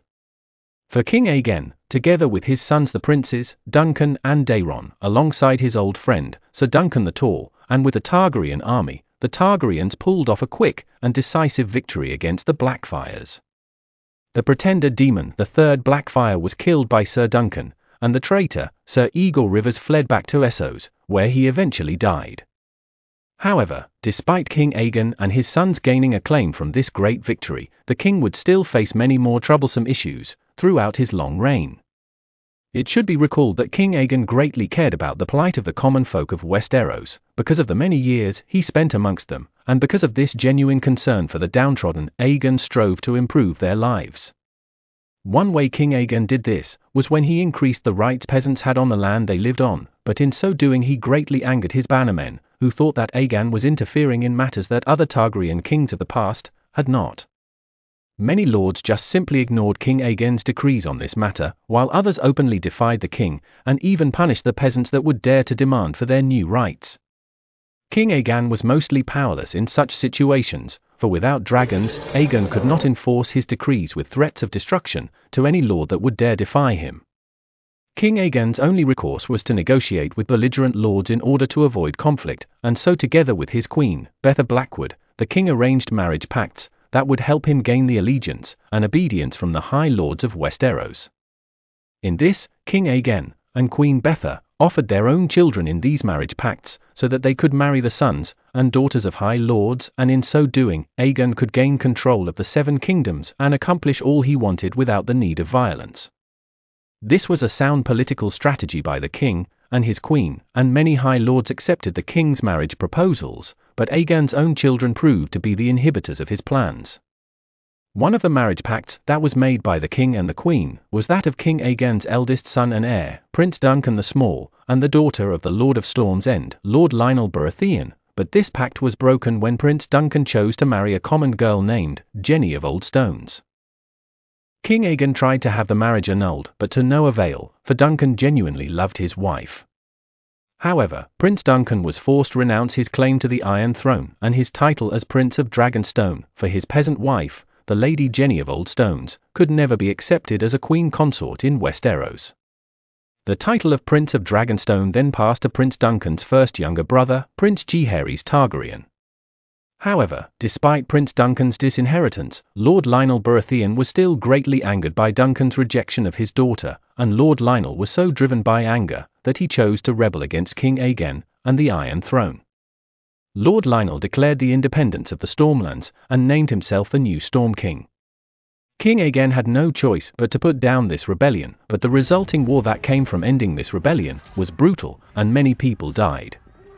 And Storm's End itself only fell after Sir Duncan the Tall defeated the pretender Storm King, Lionel Baratheon, in single combat, and even then, peace was only achieved when Lord Lionel's son and heir, Ormond Baratheon, married King Aegon's youngest daughter, the Princess Rhaelle Targaryen. After this short bloody war in the Stormlands, King Aegon and Queen Betha then tried to make political marriages for their 3 remaining children. The newly named Prince of Dragonstone, Jaehaerys Targaryen, was betrothed to the Lady Celia Tully, Princess Shoira was betrothed to Lord Luther Tyrell, and Prince Daeron was betrothed to the Lady Olenna Redwine. Had these marriages happened, then King Aegon would have gained all the power and influence to enact all the changes he had wished, but his children got in the way of his vision. Prince Jaehaerys and Princess Shoira were the first to ruin their parents' plans when they decided to marry each other, for Jaehaerys and Shoira had loved each other since they were children. King Aegon was disappointed by the disobedience of Jaehaerys and Shoira, for Aegon was hoping that they would be more responsible than their elder brother, Prince Duncan the Small, but they instead chose to take after him. And moreover, King Aegon V had grown to detest the Targaryen practice of incest, and he had sought to discontinue this practice in his family, but Prince Jaehaerys and Princess Shoira chose to continue it. And though King Aegon desired to annul this incestuous marriage, he could not do so, for Jaehaerys and Shoira had already consummated their union. King Aegon's youngest son, Prince Daeron, would also disappoint him, for he too refused to marry his betrothed, the Lady Olenna Redwine. But unlike his elder brothers, the princes Duncan and Jaehaerys, Prince Daeron was not interested in women, for from a young age, Daeron had loved Sir Jeremy Norridge. Prince Daeron and Sir Jeremy would spend their lives together, and would even die together in Dorne in 251 AC, while putting down the uprising that had been started by the infamous trio remembered as the Rat, the Hawk, and the Pig. King Aegon had to once again placate angry lords, whose sons and daughters had been rejected by his children, by compromising on some of his decrees that he had made to protect the common folk. This greatly frustrated King Aegon, for he thought that if he had had dragons, few Westerosi lords would have dared to defy his decrees, no matter their grievances, and he therefore became obsessed with the restoration of dragons in House Targaryen. The usually cautious King Aegon became a spendthrift, who hired various magicians, pyromancers, and maesters, in the hopes that they would hatch old dragon eggs. King Aegon was eventually convinced that wildfire could cause dragon eggs to hatch, and Aegon was so convinced that this method would work, that he summoned most of his family to gather at Summerhall, where the ritual of hatching dragon eggs was meant to happen. So in 259 AC, King Aegon and most of his family assembled at Summerhall, where they all took part in a ritual that was meant to restore dragons to House Targaryen, but unfortunately, the ritual turned into a tragic catastrophe. For the wildfire that had been used to hatch the dragon eggs got out of control and set the entire castle of Summerhall ablaze. King Aegon and most of the other members of House Targaryen and their servants that had attended this ritual died due to the wildfire.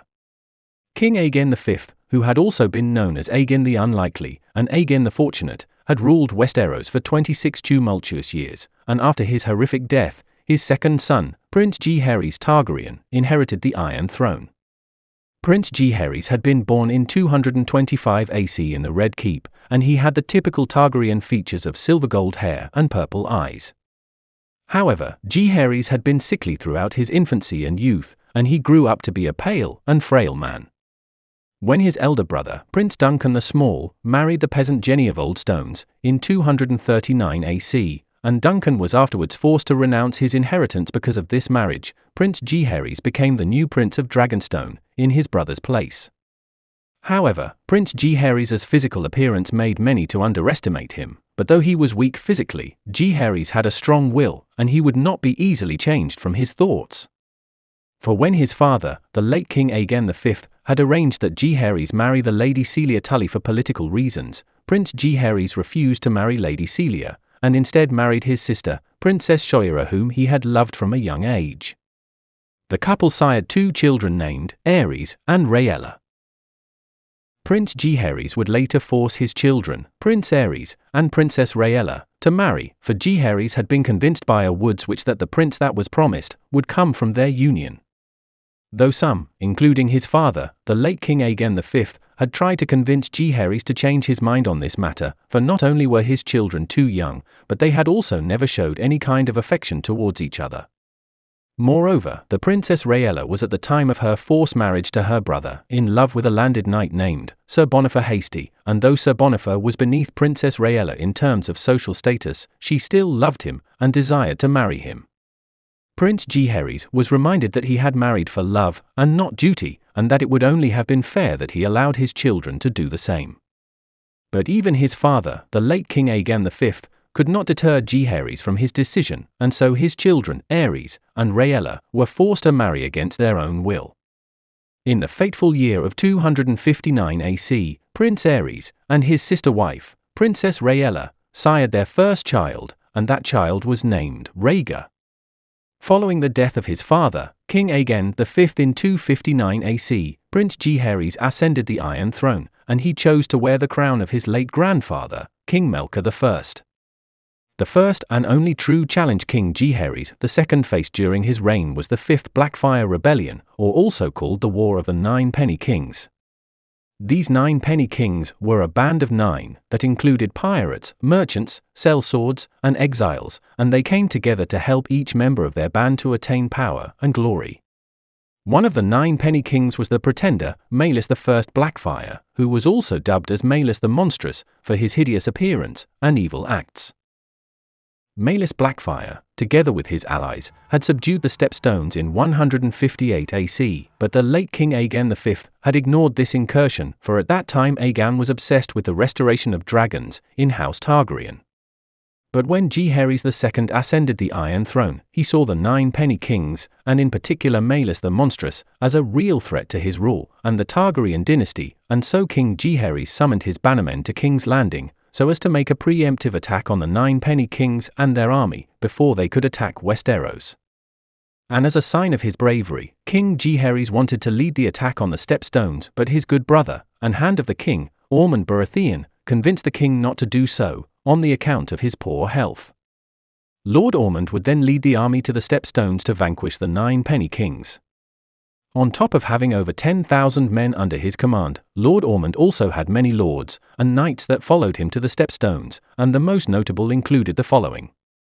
The Prince of Dragonstone, Aerys Targaryen, the son and heir of the Hand of the King, who was also the nephew of King Jaehaerys, Sir Stephen Baratheon, Sir Geralt Hightower, who was the Lord Commander of the King's Guard, Lord Rickard Stark, Lord Jon Arryn, Lord Hoster Tully and his little brother, Sir Bryn Den Tully, Lord Quellan Greyjoy, Sir Tywin Lannister, who in 260 AC was the heir of Casterly Rock, and Sir Barristan Selmy. This impressive force landed on the Stepstones in 260 AC, and though Lord Ormond was killed soon after the start of the war, the Targaryen forces would eventually be victorious, for the young Sir Barristan Selmy slew the pretender, Maelys Blackfyre, in single combat. Maelys Blackfyre's death marked the end of the War of the Nine Penny Kings, for the rest of the Band of Nine had little to no interest in the Seven Kingdoms. Maelys Blackfyre's death also marked the end of the male line of House Blackfyre. After the glorious victory of the Targaryen army in the Stepstones, King Jaehaerys II would not face any other challenge to his reign, but unfortunately, Jaehaerys' rule would be short, for just after 3 years after ascending the Iron Throne, Jaehaerys II died of natural causes in 262 AC. Though many had considered Jaehaerys weak, those that had been close to him regarded Jaehaerys to have been a strong-willed man that would have been a great king if he had had a longer reign. Upon the death of Jaehaerys II in 262 AC, his eldest son Aerys Targaryen ascended the Iron Throne. Prince Aerys had been born in 244 AC in the Red Keep, and he had the typical Targaryen features of silver gold hair and purple eyes. As an adolescent, Prince Aerys was a lively boy who excelled in the training yard, and he grew up to become a handsome and charming man who was particularly fond of women. But even from a young age, Prince Aerys had always been vain and proud, and he also had a short temper. In his youth, Prince Aerys befriended the heir of Casterly Rock, Tywin Lannister, who at the time served as a page in the Red Keep, and Aerys also befriended his cousin, who was also the heir of Storm's End, Steffon Baratheon. In 258 AC, Prince Aerys was forced by his father, who was at that time still the Prince of Dragonstone, Jaehaerys Targaryen, to marry his little sister, Princess Rhaella, though the two of them had never had any kind of affection towards each other, and in 259 AC, the couple sired their first child, Prince Rhaegar. Prince Aerys would distinguish himself in the War of the Nine Penny Kings as a warrior, and even earned his stripes as a knight, due to his actions in this war. When his father, King Jaehaerys II died in 262 AC, Prince Aerys ascended the Iron Throne as Aerys II of his name, and he chose the elaborate golden crown that had been worn by Aegon IV, Daeron II, and Aerys I. King Aerys replaced most of the old council members that had served his father with young men, but since the young king was a vain and arrogant man, he tended to appoint sycophants to positions of power. The only good appointment Aerys made was Lord Tywin Lannister as Hand of the King, and King Aerys not only chose Lord Tywin for this position because they had been childhood friends, but Aerys had also been impressed by the effective, but also brutal manner in which Lord Tywin had put down the revolt of House Rhaen and House Tarbeck. King Aerys had many grand plans during his early reign as king, and if he had insisted upon some of them, Westeros would have been bankrupted, or worse, the realm would have had to fight unnecessary wars with some of the free cities of Essos. Thankfully, King Aerys was fickle by nature, and he would change his mind on an idea, or simply forget about it entirely. And best of all, King Aerys' Hand of the King, Lord Tywin Lannister, would often ignore the rash and nonsensical plans made by Aerys, and implement more rational plans. In this way, the realm was mostly governed for the first decade of King Aerys' reign, and Westeros greatly benefited from Lord Tywin's prudence and firm will.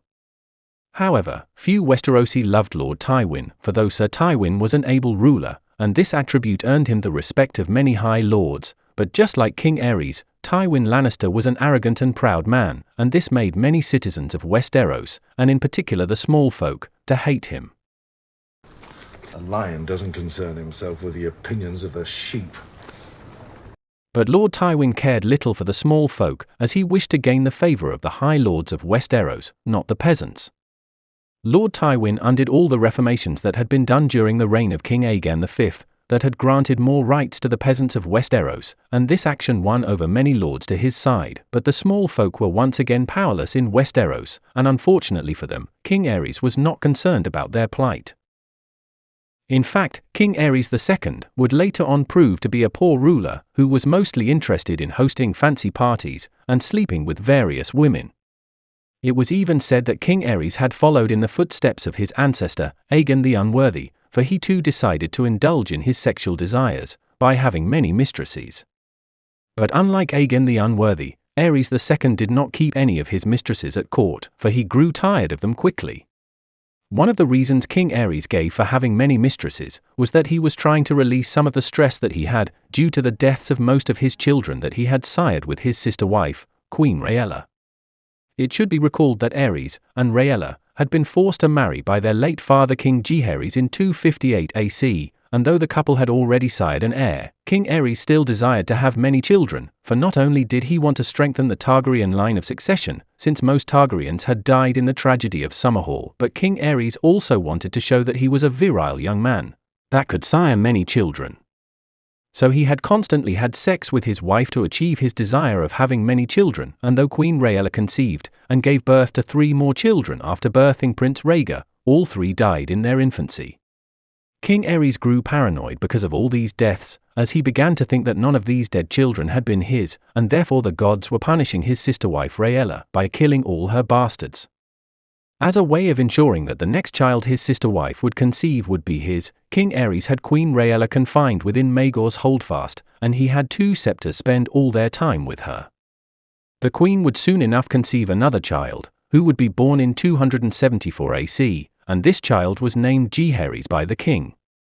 But Prince Jaehaerys soon died, and this sent King Aerys into a blind mad rage that caused Aerys to kill the dead prince's wet nurse, and his new mistress and her entire family, for he accused all of them for having had a hand in the death of his son. But after brutally killing these innocent people, the fickle Aerys II came to blame himself for the death of not only Prince Jaehaerys, but all his other children that had died in their infancy. King Aerys started to believe that the gods were killing his children as a way of punishing him because of his many infidelities, and so Aerys sought to change his life so that the gods could forgive him. Aerys fasted, confessed his infidelities, and Aerys also made a walk of atonement through the streets of King's Landing, as a sign of his penitence, though his counselors, and in particular his Hand of the King, Lord Tywin Lannister, urged him not to do so.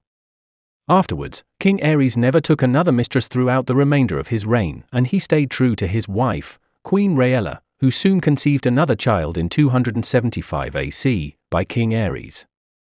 In 276 AC, Queen Rhaella gave birth to a healthy son, and King Aerys would name him Viserys. Though King Aerys had reformed from his lustful ways, he was still a poor ruler, for before the birth of Prince Viserys in 276 AC, King Aerys' narcissistic nature had led him to have a falling out with his Hand of the King, Lord Tywin Lannister. For where before King Aerys used to heed Sir Tywin's counsel, Aerys had grown to ignore all of Tywin's advice, due to Aerys' petty jealousy of Tywin's achievements. It should be recalled that though many Westerosi hated Lord Tywin Lannister due to his arrogance, pride, and his excessive use of violence, many lords still respected his shrewd and decisive nature, which made Tywin a competent ruler. And since King Aerys lacked both these attributes, and was therefore an incompetent king, many in Westeros had begun to state that it was Lord Tywin who truly ruled the realm, not King Aerys, and this statement greatly angered Aerys. In fact, when Lord Tywin's captain of the guard, Sir Ilyn Payne, was heard speaking that it's Lord Tywin who was the true ruler of Westeros, not King Aerys, Aerys had Sir Ilyn arrested, and Sir Ilyn's tongue was cut out. Afterwards, King Aerys contradicted all of Lord Tywin's political decisions, and he constantly humiliated Tywin at court. King Aerys did this by degrading Tywin's wife, Lady Joanna, and he later made jest of her death in 273 AC, and mocked Tywin's son, Tyrion. King Aerys did all of this in the hopes of humbling his overmighty servant, but just like King Aerys, Tywin Lannister was not one to forget a slight, and Aerys' actions would later haunt him in the future. It was the death of Prince Jaehaerys in 274 AC, and the later birth of Prince Viserys in 276 AC, that distracted Aerys from tormenting Tywin, and it was probably because the king was calmer, that Lord Tywin made the miscalculation of thinking that he could convince King Aerys to join House Targaryen and House Lannister in matrimony. To achieve this, Lord Tywin staged a tournament at the city of Lannisport to celebrate Prince Rhaegar's 17th name day, and Tywin invited King Aerys and his entire family. Though King Aerys was reluctant to attend this event, he eventually accepted to do so, but Queen Rhaella and his newborn son, Prince Viserys, were left behind in King's Landing, for King Aerys was scared that some harm could be inflicted upon them. During this tourney, the Prince of Dragonstone, Rhaegar Targaryen, proved himself a warrior, as he managed to vanquish senior knights in the jousting competition, and he only fell to Sir Arthur Dayne, who was probably the greatest knight in the Seven Kingdoms at that time. Despite Prince Rhaegar's defeat, the crowds were won over by his valor and honorable demeanor, and tens of thousands cheered for him. Prince Rhaegar's incredible performance at this tourney, and the adoration he got from the Westermen, put King Aerys in such a joyous mood, that Lord Tywin thought that it was the perfect moment to propose that Prince Rhaegar be betrothed to his daughter, the Lady Cersei Lannister. This marriage pact would have been a sound political move had King Aerys agreed to it, for House Targaryen and House Lannister were at the time the most powerful families in Westeros, and so their combined strength would have been unstoppable. However, Lord Tywin's cunning did not avail him this time, for King Aerys outrightly rejected this proposal, as he stated that though Lady Cersei was beautiful, she was still beneath his son, Prince Rhaegar. King Aerys also stated to Lord Tywin that though Tywin had been loyal and dutiful as hand for over 10 years, Tywin Lannister was still a servant, who should never have forgotten his place. Even before the tourney ended, King Aerys angrily departed from the Westerlands and headed back to King's Landing, but his already fractured relationship with his hand, Lord Tywin, was utterly destroyed after the tournament at Lannisport in 276 AC, and the two men would never again be friends. King Aerys only kept Lord Tywin as his hand because Aerys wanted to keep an eye on Tywin at all times. The following year of 277 AC would see the full decline of King Aerys' mental capacity due to the defiance of Duskendale. The city of Duskendale had once been the greatest city on the narrow sea before the Targaryen conquest of Westeros, but the rise of King's Landing had overshadowed it, leading to its decline. The Lord of Duskendale during Aerys' reign, Denys Darklyn, had wished to halt the decline of his city by renegotiating Duskendale's trading charter with the Iron Throne.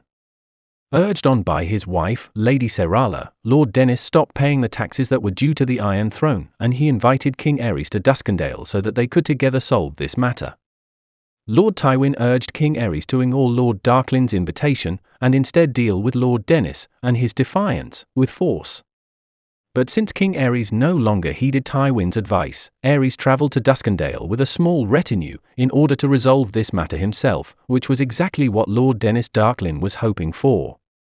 For when King Aerys arrived at Duskendale, all his retinue was killed, and King Aerys was assaulted and imprisoned. Lord Tywin would assemble a force that was mostly made up of his own Westermen, and march to Duskendale, where he went on to besiege the city for half a year. Over the years, many in Westeros would argue over why the ruthless and unyielding Lord Tywin Lannister did not immediately attack and subdue Duskendale upon his arrival to the city, for though the city was big, Duskendale could not have withstood the military might of Tywin's army. Some say that Lord Tywin was worried about King Aerys' life, for Lord Denys had threatened to dismember Aerys if his city was attacked, but this seemed unlikely, for in the 6 months Lord Tywin and his forces had encamped outside Duskendale, Tywin had refused to negotiate with the Darklyns, as he had insisted on their non-conditional surrender. The most likely argument was that Lord Tywin had hoped that his continued besiegement of Duskendale and his unyielding demands would have compelled Lord Denys Darklyn to fulfill his threat of killing King Aerys. And this argument can be backed up by Lord Tywin's own statement, in which he said that if King Aerys had been killed in Duskendale, the realm would then have had a better king in Rhaegar Targaryen. And the latter argument is probably true, because of the hatred Lord Tywin had grown to have for King Aerys during his tenure as Hand of the King. But Lord Tywin's gamble did not pay off, for after 6 months of threatening to kill King Aerys, Lord Denys proved that he was too cowardly to carry out his threat, and the Lords of the Realm were demanding that Lord Tywin resolve the issue of King Aerys' imprisonment. So after 6 long months, Lord Tywin had no choice but to give the order to attack Duskendale in order to end its defiance. But before Tywin's army could attack the city, Sir Barristan Selmy, who had been inducted into the King's Guard by the late King Jaehaerys II, shortly after the War of the Nine Penny Kings, pleaded with Lord Tywin to allow him to attempt a daring rescue of King Aerys. Lord Tywin permitted Sir Barristan to carry out his mission, and the resulting heroic actions Sir Barristan did in his pursuit of rescuing his king were akin to the great deed Sir Aemon the Dragon Knight had done in Dorne over a century earlier. For Sir Barristan scaled the walls of Duskendale without detection, found his way into the dungeons of the city, retrieved King Aerys from his captivity, found a horse, and rode out of the city with a delirious and frightened Aerys Targaryen. Sir Barristan's actions would forever earn him the adoration of the people of Westeros, but the man that he had saved was beyond mental repair. For during his captivity, King Aerys had been humiliated and tortured by the Darklyns, and this had permanently damaged his already fragile mind. After the rescue of King Aerys, Lord Dennis foolishly surrendered thinking that it would get him some leniency from King Aerys, but King Aerys exacted such a terrible revenge on the Darklings, as he wiped out the entire bloodline of the Darklings, and Lady Serala Darklyn in particular, received a severe and horrific execution. After the obliteration of House Darklyn, the city of Duskendale was given to House Riker, and King Aerys would return to King's Landing, where he fell deeper into madness. For he would come to refuse anyone, other than his king's guard, to bear arms or any other sharp object in his presence, and he therefore grew out his hair and nails, which in the long run gave him a hideous and sinister appearance. King Aerys had especially come to mistrust his hand of the king, Lord Tywin, and even his once beloved son and heir, Prince Rhaegar, as Aerys had come to believe that Tywin and Rhaegar had conspired to get him killed in Duskendale, so that Rhaegar could become the king and marry Tywin Lannister's daughter, Lady Cersei. Though there is no evidence of this conspiracy, it is not mentioned in the books if Prince Rhaegar wanted his father rescued from Duskendale. And more curious still is the fact that Prince Rhaegar, who was present at Duskendale during its besiegement, did not rebuke Lord Tywin, after Tywin stated that Rhaegar would be a better king if his father, King Aerys, had died in Duskendale. Whether Lord Tywin and Prince Rhaegar were allies or not, King Aerys was convinced that they were, and this compelled him to summon his cousin, Lord Steffon Baratheon, to King's Landing. Though many thought that King Aerys would then remove Tywin Lannister as the hand of the king and appoint Lord Steffon in Tywin's place, this did not happen, for King Aerys instead instructed Lord Steffon to travel to Essos to find a suitable wife for Prince Rhaegar. King Aerys wanted a woman of Valyrian descent for Rhaegar to marry, and Aerys' thinking was that there would be many such women in Essos. Though this is what is written in the books, I have always thought that King Aerys in his madness must have instructed his cousin Steffon to go to Essos to find a female Blackfyre, so that Rhaegar can marry her. For it should be recalled that while the male line of the Blackfyres had been extinguished with the death of Maelys Blackfyre, the female line was still active, and it's possible that King Aerys and Lord Steffon were both aware of this female Blackfyre that had survived the 5th Blackfyre Rebellion. And since both Aerys and Steffon had fought in the 5th Blackfyre Rebellion, it was probably during that war that they had become aware of her. In desperation of trying to prevent a possibly imaginary alliance between Rhaegar and Tywin, and also because King Aerys was utterly mad at this time, Aerys could then have ordered Steffon to sail to Essos to look for this Blackfyre girl. This is an absurdity. Why I think this is possibly true is because if King Aerys had just wanted a girl with the unimpeachable blood of old Valyria for Rhaegar to marry, he should have looked at House Velaryon, for its members were unquestionably Valyrian, and besides the Targaryens and the Velaryons, had married each other many times in the books. So if King Aerys had just wanted a girl with the blood of old Valyria for his son Rhaegar to marry, then House Velaryon would have been the more logical choice to look, not Essos. More curious still is that though Lord Steffon had obeyed his king's commands and travelled to Essos to find a girl with the blood of old Valyria for Rhaegar to marry, Lord Steffon claimed that he had failed to find one. This claim is totally unbelievable, for there were, and still are, many various families all over Essos with the blood of old Valyria.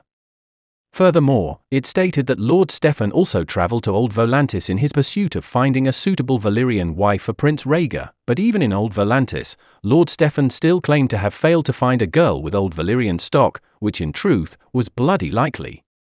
For it stated in the books that those who are directly descended from old Valyria reside beyond the Black Wall in Old Volantis, and therefore a suitable Valyrian girl could have been found there. Either Lord Steffon was totally unaware of this well-known fact, or he was in Old Volantis to track down the Golden Company in order to find a female Blackfyre, but he failed to do so. Lord Steffon would then send messages to King's Landing to inform King Aerys that he had failed to find a suitable bride for Prince Rhaegar, but unfortunately, Lord Steffon died on his way back from Essos, as a raging storm destroyed his ship off Cape Wrath. The news of Lord Steffon's death only increased the fear King Aerys had for his hand, Lord Tywin, as Aerys came to believe that Tywin must have had a hand in Steffon Baratheon's death. Thereafter, King Aerys only met Lord Tywin in the presence of all 7 of his king's guard. King Aerys was so fearful of Lord Tywin that he sought out the talents of Varys of Lies, who at the time resided in Pentus, and it was in Pentus that Varys had won himself the disreputable reputation of being able to discover people's secrets, which is exactly what the paranoid and mad Aerys Targaryen needed Varys for. Upon arriving in King's Landing, Varys was placed on the small council and became King Aerys' master of whispers. King Aerys still had to deal with the issue of the crown prince, Rhaegar Targaryen, being unwed at 19 years of age. This issue was resolved in 279 AC, when Prince Rhaegar was betrothed to Princess Elia Martell. King Aerys permitted this betrothal, because Elia was a direct descendant of the union of Maron Martell and Daenerys Targaryen, which meant that she had the blood of the dragon. But King Aerys mostly wanted to further slight Lord Tywin, for after Lord Stephen's failure to find a bride for Prince Rhaegar, Tywin's daughter Cersei Lannister was once again thought of as the logical choice for Rhaegar to marry, and King Aerys was never going to accept that marriage to happen.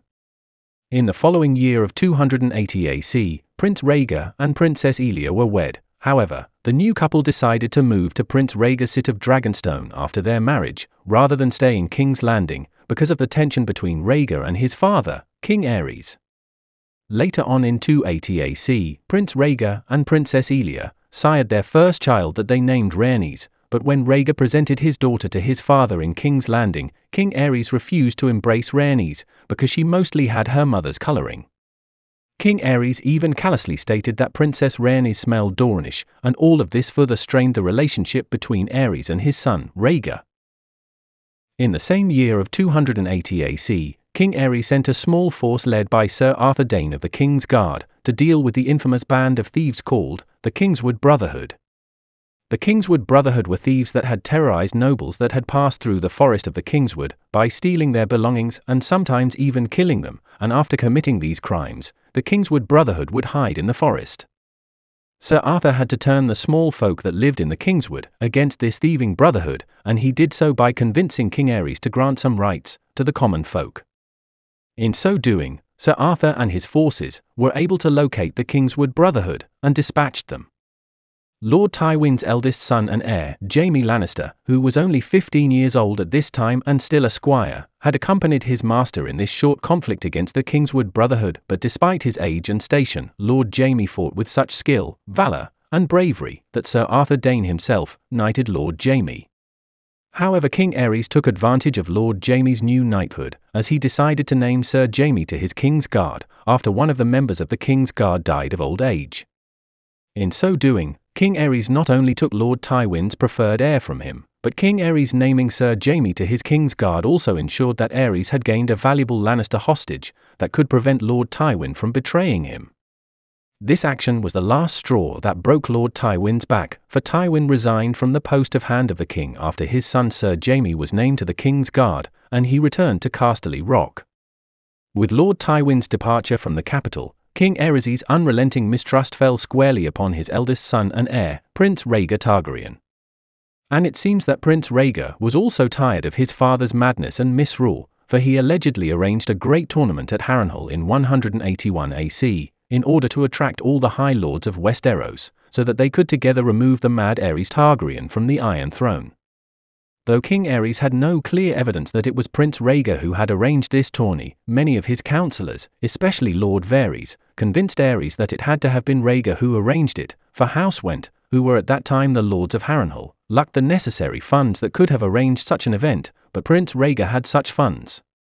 And it was also argued that one of Prince Rhaegar's closest friends, Sir Oswell Went of the King's Guard, who was also the brother of the Lord of Harrenhal, Walter Went, could have been the intermediary between Prince Rhaegar and Lord Went, and as such, Sir Oswell helped Prince Rhaegar to organize the tournament of Harrenhal. Though some counselled King Aerys to prohibit this tourney, King Aerys decided to attend this ceremony, which is what Prince Rhaegar was probably hoping for. For if Prince Rhaegar had indeed staged this tourney to depose his father as king, he probably needed the High Lords of Westeros to see Aerys, for after the defiance of Duskendale, King Aerys had refused to leave the Red Keep. And since 277 AC, when the defiance took place, King Aerys had also refused to groom himself as he feared all sharp objects. So for 4 years, Aerys' hair and nails had become overgrown, which gave him a hideous appearance. Prince Rhaegar was probably hoping that if the High Lord saw his father's grotesque appearance, they would then have lost all confidence in Aerys' rule. And Rhaegar was probably hoping that Aerys' madness and paranoia could have led him to do something erratic that would also have further prompted the High Lords to remove Aerys from power. Risky as this might sound, it's important to point out that Prince Rhaegar had powerful allies in his father's own court like the aforementioned knights of the King's Guard, Sir Arthur and Sir Oswald, who were loyal to Prince Rhaegar to a fault. And of course, there was Prince Lewin Martell, who was also a member of the King's Guard, who would have done anything to protect his niece, Princess Elia, and was therefore on Rhaegar's side. And even the Lord Commander of Aerys' own King's Guard, Sir Geralt Hightower, would later prove to have had more loyalty towards Prince Rhaegar than King Aerys. So if Prince Rhaegar's alleged plan had worked, and his father had been removed from the Iron Throne, Rhaegar would have easily assumed power. But unfortunately, the gods had their own plans, that did not include Prince Rhaegar becoming the king of Westeros. For though King Aerys unwisely attended the great tournament at Harrenhal in his hideous appearance, and this in turn caused many lords to question his sanity, and moreover, Prince Rhaegar's performance in this tourney had also assured many lords that he could be a good king, something happened at this tourney that no one could have foreseen, or prevented. For a mystery knight, that was dubbed as the Knight of the Laughing Tree, took part in the jousting competition, and defeated some knights from House Frey. Though this mystery knight was well loved by the common folk that attended Lord Walter's tournament, King Aerys' madness and paranoia led him to believe that this mystery knight was probably an assassin that wanted to kill him. King Aerys ordered that the mystery knight to be apprehended so that their true identity could be revealed. Prince Rhaegar, some members of the King's Guard, and other knights and lords looked for this knight, but apparently none could find this knight. It's however widely believed by fans of the Ice and Fire books that Prince Rhaegar did find this mystery knight, and upon discovering that it was Lady Lyanna Stark, who is widely believed to have been the mystery knight, he fell deeply in love with her because of her beauty, but most of all, because of her bravery and courage. And because Prince Rhaegar had fallen in love with Lady Lyanna, he could not have brought himself to deliver her to his mad father, which is ironic, for if Rhaegar had staged the tourney of Harrenhal to dispose his father as the king, then delivering Lady Lyanna to Aerys might have helped Rhaegar to achieve this goal. For already the high lords of Westeros that had attended this tourney were doubting the sanity of King Aerys due to his appearance, and if Rhaegar had delivered Lady Lyanna to King Aerys, then in his madness, Aerys might have ordered her death, which would have been an opportune moment for Rhaegar to prove his father's utter madness. Of course, Prince Rhaegar would have prevented Lady Lyanna's death by defying his father's order, which might also have compelled the mad Aerys to order his death as well. This in turn would have made matters worse for King Aerys, for most of his own King's Guard were already loyal to Rhaegar, and therefore, they could have disobeyed Aerys' order. For his illogical decisions, King Aerys would then have been removed from power by the High Lords of Westeros, and Rhaegar would then have been made the new king, or at the very least, he could have been made the Prince Regent and the protector of the realm. But one can only assume that Prince Rhaegar could not have risked Lyanna's life because he loved her, and as it's been stated many times in the world of Ice and Fire, love is the death of duty. The love Prince Rhaegar felt for Lady Lyanna even compelled him to name her his Queen of Love and Beauty, after he won the jousting competition at the tournament of Harrenhal, despite the fact that his pregnant wife, the Princess Elia Martell, was present at this tourney. So the tourney that could have seen the end of the rule of Mad Aerys Targaryen ended with him still in power, and his cronies would state that it was Aerys' presence that stopped Prince Rhaegar from attempting to remove his father from the Iron Throne, when it was probably the caprice of the gods that had halted Prince Rhaegar's plans. The following year of 282 AC started auspiciously with the birth of Prince Rhaegar's son and heir, who was named Aegon, and unlike his elder sister Princess Rhaenys, Prince Aegon was born with the typical Targaryen features of silver gold hair and purple eyes. But the birth of Prince Aegon was the only fortunate event to happen to House Targaryen in 282 AC, for the remainder of that year would see the start of the downfall of the House of the Dragon. After the birth of his son, Prince Rhaegar Targaryen travelled to Harrenhal with his most trusted companions, Sir Arthur Dayne and Sir Oswald went, and it was at Harrenhal that Rhaegar met up with Lady Lyanna, and they fled together to Dorne. However, though it's likely that Lyanna went with Rhaegar willingly because she loved him, it's more widely believed that Lady Lyanna was abducted by Prince Rhaegar. This was most likely a lie, that was most likely propagated by Lyanna's eldest brother, Lord Brandon, for after hearing from his little brother Benjen Stark, who was Lyanna's companion at Harrenhal, that she had eloped with an already married Prince Rhaegar, Brandon's prideful nature must have got the better of him, and he instead chose to change Benjen's recount of what really happened at Harrenhal between Rhaegar and Lyanna. Furthermore, Brandon must have forced his little brother Benjen to change his story as well so that their sister's honor would not be besmirched. But if this is what truly happened, then Lord Brandon's lie led to dire consequences for House Stark, House Targaryen, and the realm at large. After meeting up with his brother at River Run, Brandon then angrily rode to King's Landing with a few companions, and when they reached the Red Keep, Brandon issued out a challenge for Prince Rhaegar to face him in single combat. King Aerys took Lord Brandon's words as treason, and he sent Sir Barristan to apprehend Brandon and his companions. Brandon's father, Lord Rickard Stark, was then summoned to King's Landing by King Aerys to answer for his son's treason. But when Lord Rickard arrived in King's Landing, he too was arrested, and the mad Aerys Targaryen also charged Rickard with high treason as well. When Lord Rickard demanded a trial by combat to prove his innocence, King Aerys agreed to Rickard's demand, but since Lord Rickard was going to champion himself, the mad and cruel Aerys II chose fire as his champion, despite having decorated knights like Sir Geralt, Sir Barristan, and Sir Jaime that were present and could have defeated Lord Rickard with honor. King Aerys had his pyromancers burn Lord Rickard alive with wildfire, and Rickard's son Brandon was tied to a sinister contraption just behind his father. A sword was placed just out of arm's reach of Brandon, but every time Brandon tried to reach the sword in order to free himself and save his father from the wildfire, the contraption slowly strangled him. That's why Jaime killed him. In this horrific manner, the Mad King, Aerys Targaryen, executed Rickard and Brandon. More horrific still was the fact that King Aerys was sexually aroused by this evil act, for after brutally killing the Starks, this revolting man visited his wife's chambers in order to forcefully get his conjugal rights, and because Mad Aerys had long sharp nails, he left scratch marks all over Queen Rhaella's body. And unfortunately for Queen Rhaella, her disgusting husband would visit her every time he burned people alive. That's why Jaime killed him.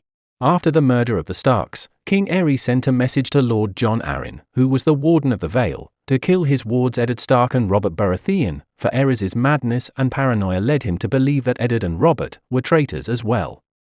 But Lord Jon refused to comply with King Aerys' order, and he instead rose up in rebellion against the Iron Throne.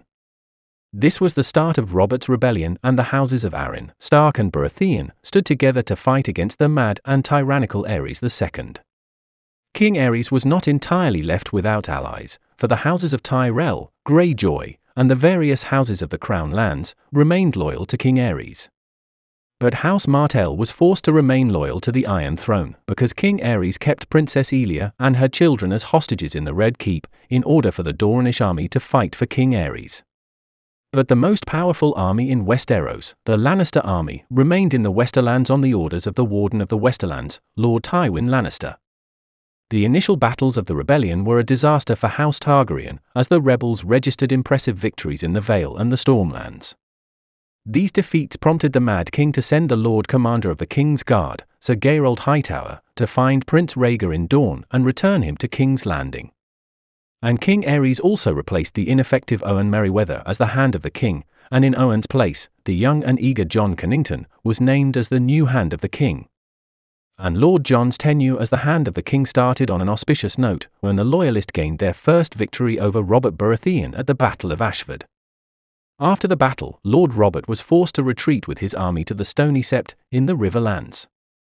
But the Loyalists under Lord Mace Tyrell made the blunder of not pursuing Robert and his army, and instead they chose to invade the Stormlands, to besiege Storm's End.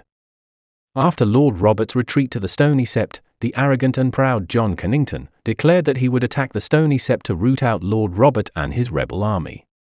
To achieve this, Jon Connington mobilized an army from the Crown Lands and marched to the Stony Sept. However, the rebels were not idle, for the new Warden of the North, Lord Eddard Stark, and the Warden of the Vale, Lord Jon Arryn, mobilized armies from their respective kingdoms and marched to the Riverlands.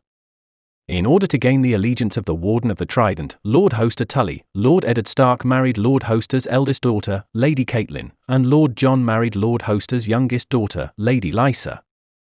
After the weddings, the combined strength of the armies of the North, the Vale and Riverlands marched to the Stony Sept. In the meantime, Lord Jon Connington and the Targaryen Loyalist army had already reached the Stony Sept. Lord Jon had given the order for his army to search the town of the Stony Sept in order for Lord Robert, who was hiding in the town, to be found and delivered to him. This strategy would prove to have been a mistake, as the popular Robert Baratheon was being moved from one hiding spot to another by the people of the Stony Sept. This act gave the rest of the rebel forces under the command of Lord Eddard Stark enough time to reach the Stony Sept in order to save Robert and his forces that were trapped in the Stony Sept. When the rebels reached the town of the Stony Sept, a fierce battle ensued in and out of the town, and even Lord Robert Baratheon came out of hiding and fought the Loyalists. Though the Targaryen forces fought valiantly, the rebels were ultimately victorious, and the Hand of the King, Lord John Cannington, decided to retreat back to King's Landing, where the angry Mad King Aerys Targaryen removed John from the post of Hand of the King and was exiled. In John's place, King Aerys named Lord Carlton Chelstead as the new Hand of the King. After the victory of the rebels at the Battle of the Bells in the Stony Sept, King Aerys became more fearful of the rebels, and he therefore sent Ser Barristan to rally the Targaryen forces in the Crown Lands. Prince Rhaegar had also returned to King's Landing with a mighty Dornish army, and together with the forces Ser Barristan had rallied, they all together marched to the Riverlands to deal with the rebels. But King Aerys refused to allow Sir Jaime to join the Loyalist forces, for Aerys wanted to keep him as a hostage. But when the Loyalist forces left to engage the rebels, the Mad King Aerys Targaryen decided to place pots of wildfire all over King's Landing, so that if the rebels were victorious against Rhaegar and his forces, and they eventually attacked King's Landing, Aerys would have the entire city burnt down.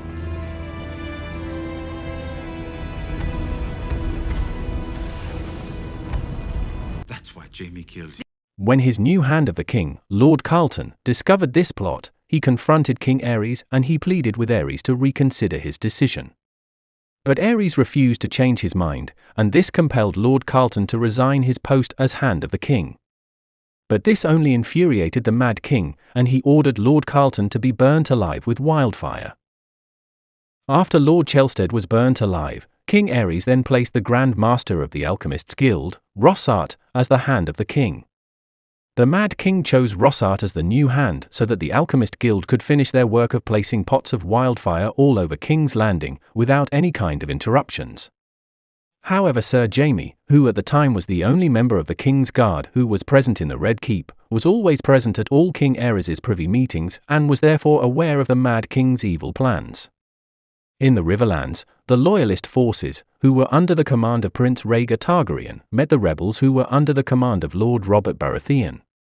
And though the battle was fierce, the matter was decided when Lord Robert Baratheon killed Prince Rhaegar in single combat. After the death of Prince Rhaegar, most of his army scattered, which granted the rebels victory. News of Prince Rhaegar's death quickly spread across the realm, and when King Aerys heard of his son's death, he decided to send his last surviving son, Prince Viserys, and his heavily pregnant wife, Queen Rhaella, to Dragonstone for their own safety. But Mad Aerys decided to keep Princess Elia and her children as hostages in the Red Keep, for in his madness, Aerys thought that Prince Rhaegar's defeat had come about because the Dornish had betrayed Rhaegar, even though Prince Lewin Martell, who was a member of the King's Guard, had fought valiantly, and had even died for House Targaryen, at the Battle of the Trident. The news of Prince Rhaegar's death also caused Lord Tywin Lannister to marshal up his forces, that were over 20,000 strong, and rode to King's Landing. Lord Tywin's plan was to reach King's Landing before the rebel forces, for though Lord Robert Baratheon was victorious against Prince Rhaegar, Robert had sustained severe injuries from his single combat with Rhaegar, and this had delayed the rebels to march to King's Landing. Unable to ride, Robert gave command of his army to Eddard Stark, but though Eddard tried to march quickly, the Lannister army moved faster and they arrived at King's Landing before the rebels. Upon arriving at the gates of King's Landing, Lord Tywin sent messages to King Aerys that he had arrived to King's Landing to save Aerys from the rebels, and therefore urged him to open the gates of the city. Though both Lord Varys and Sir Jaime urged the Mad King not to open the gates, Grand Maester Pycelle, Great sunken cunt, who was secretly working for Lord Tywin, convinced King Aerys to open the gates of the city. But upon opening the city gates, the Lannister army proceeded to sack King's Landing, killing thousands of innocent people in the process. Lord Tywin also sent his mad dogs, Sir Gregor and Sir Amory, to infiltrate the Red Keep in order to find Princess Elia and her children, and kill them. Lord Tywin ordered this, for he wanted to prove his loyalty to Lord Robert Baratheon. When these false knights found Princess Elia, they brutally killed her children, and Elia was raped by Sir Gregor before he killed her as well. Realizing that the fight was lost for House Targaryen, Sir Jaime met King Aerys in the throne room and urged him to surrender, but the Mad King refused to heed Sir Jaime's plea, but he instead commanded Sir Jaime to ride out into the city, find his father Lord Tywin, and kill him. And in his cruelty, King Aerys proceeded to order his hand of the king, Lord Rossart, to carry out their plan of burning King's Landing. That's why Jaime killed him. But before Lord Rossart could carry out this evil plan, Sir Jaime waylaid Rossart and killed him. Upon seeing this, the mad creature Aerys Targaryen fouled himself and tried to flee, but Sir Jaime waylaid him as well and angrily killed him. The death of King Aerys II, who was also known as the Mad King, and King Scab in 183 AC, marked the end of the Targaryen dynasty, for his eldest son and heir had already died on the Trident, and Rhaegar's children had also been killed in the Red Keep. When Robert Baratheon arrived in King's Landing, he was crowned as the King of Westeros. This was done not only because Robert was the leader of the rebels, but also because Robert Baratheon had a claim to the Iron Throne. It should be recalled that Robert's father, the late Lord Stephen Baratheon, had been the son of Princess Rhaelle Targaryen, and therefore Robert Baratheon had the blood of the dragon, through his late grandmother. But King Robert had a massive falling out with his closest friend, Lord Eddard Stark, because Robert chose to callously dismiss the horrific murder of Prince Rhaegar's children, and also because King Robert refused to punish Sir Jaime for the murder of King Aerys. In order to avoid conflict, Lord Eddard travelled to Storm's End with the rebel army to lift its year-long siege. After lifting the siege of Storm's End, Lord Eddard, together with 6 companions, then travelled to the Tower of Joy in Dorne, where it was rumoured that Prince Rhaegar had taken his sister, Lady Lyanna. But upon reaching the Tower of Joy, Lord Eddard was shocked to discover 3 members of the King's Guard, who included the Lord Commander of the King's Guard Sir Geralt Hightower, the Sword of the Morning Sir Arthur Dayne, and the dark-humoured Sir Oswell Went, were still guarding his sister, yet Prince Rhaegar was already dead, and besides there were other Targaryens that were still alive, that these 3 knights could have been protecting. Lord Eddard proceeded to demand that his sister, Lady Lyanna, be returned to him, but the Knights of the King's Guard refused to give her up, which led to a short, but bloody battle. Most of the 10 combatants that took part in the Battle of the Tower of Joy died, and Lord Eddard only survived due to the intervention of one of his companions, Lord Howland Reed. Upon achieving victory, Lord Eddard rushed into the Tower of Joy, where he found his sister Lyanna dying, but before her death, Lady Lyanna made her brother promise to do something that has not yet been specified in the books. But most fans of the Ice and Fire books speculate that Lady Lyanna was pleading with Eddard to protect the child that she had sired with Prince Rhaegar Targaryen. And it's also believed that Lord Eddard agreed to protect this child, and he eventually raised him as his bastard son, Jon Snow. What really backs up this theory is the fact that 3 members of the King's Guard, who were sworn to only protect members of House Targaryen, were guarding the Tower of Joy, for a member of House Targaryen was inside the tower. This theory about Lady Lyanna was even confirmed in the TV adaptation, and moreover her child was confirmed to be Jon Snow. And it was also revealed that Prince Rhaegar and Lady Lyanna loved each other, and that Prince Rhaegar annulled his marriage with Princess Elia Martell and married Lady Lyanna, and that they named their child Aegon Targaryen. If Rhaegar and Lyanna's marriage is confirmed in the future books, then the presence of Sir Geralt, Sir Arthur, and Sir Oswell at the Tower of Joy will even make more sense, for it would mean that they were there to protect the rightful heir of the Iron Throne. For after the deaths of Prince Rhaegar, King Aerys, and his elder brother Prince Aegon, Lyanna's son, Prince Aegon, would then have been the rightful monarch of Westeros. After the Battle of the Tower of Joy and the death of Lady Lyanna, Lord Eddard returned to King's Landing with Lyanna's body. It was the death of Lady Lyanna that reconciled Lord Eddard and King Robert, but in his anger over the death of his betrothed Lyanna Stark, King Robert sent his young brother, Lord Stannis Baratheon, to attack Dragonstone, for that is where the last known members of House Targaryen were.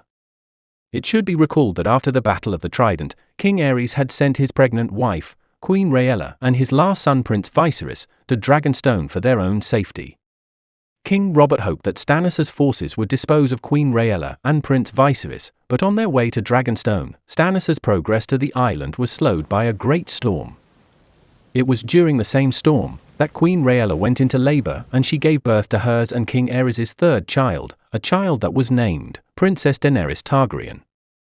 But unfortunately, Queen Rhaella died shortly after giving birth to her daughter Daenerys. The same storm gave Prince Viserys and his newly born sister Daenerys a chance to leave Dragonstone before Lord Stannis' fleet could land on the island, and to escape to Essos, where they would live in exile. Prince Viserys grew up to be a handsome man who had the classic Targaryen features, but like his late father the Mad King Aerys, Viserys was proud, arrogant, narcissistic, and mad.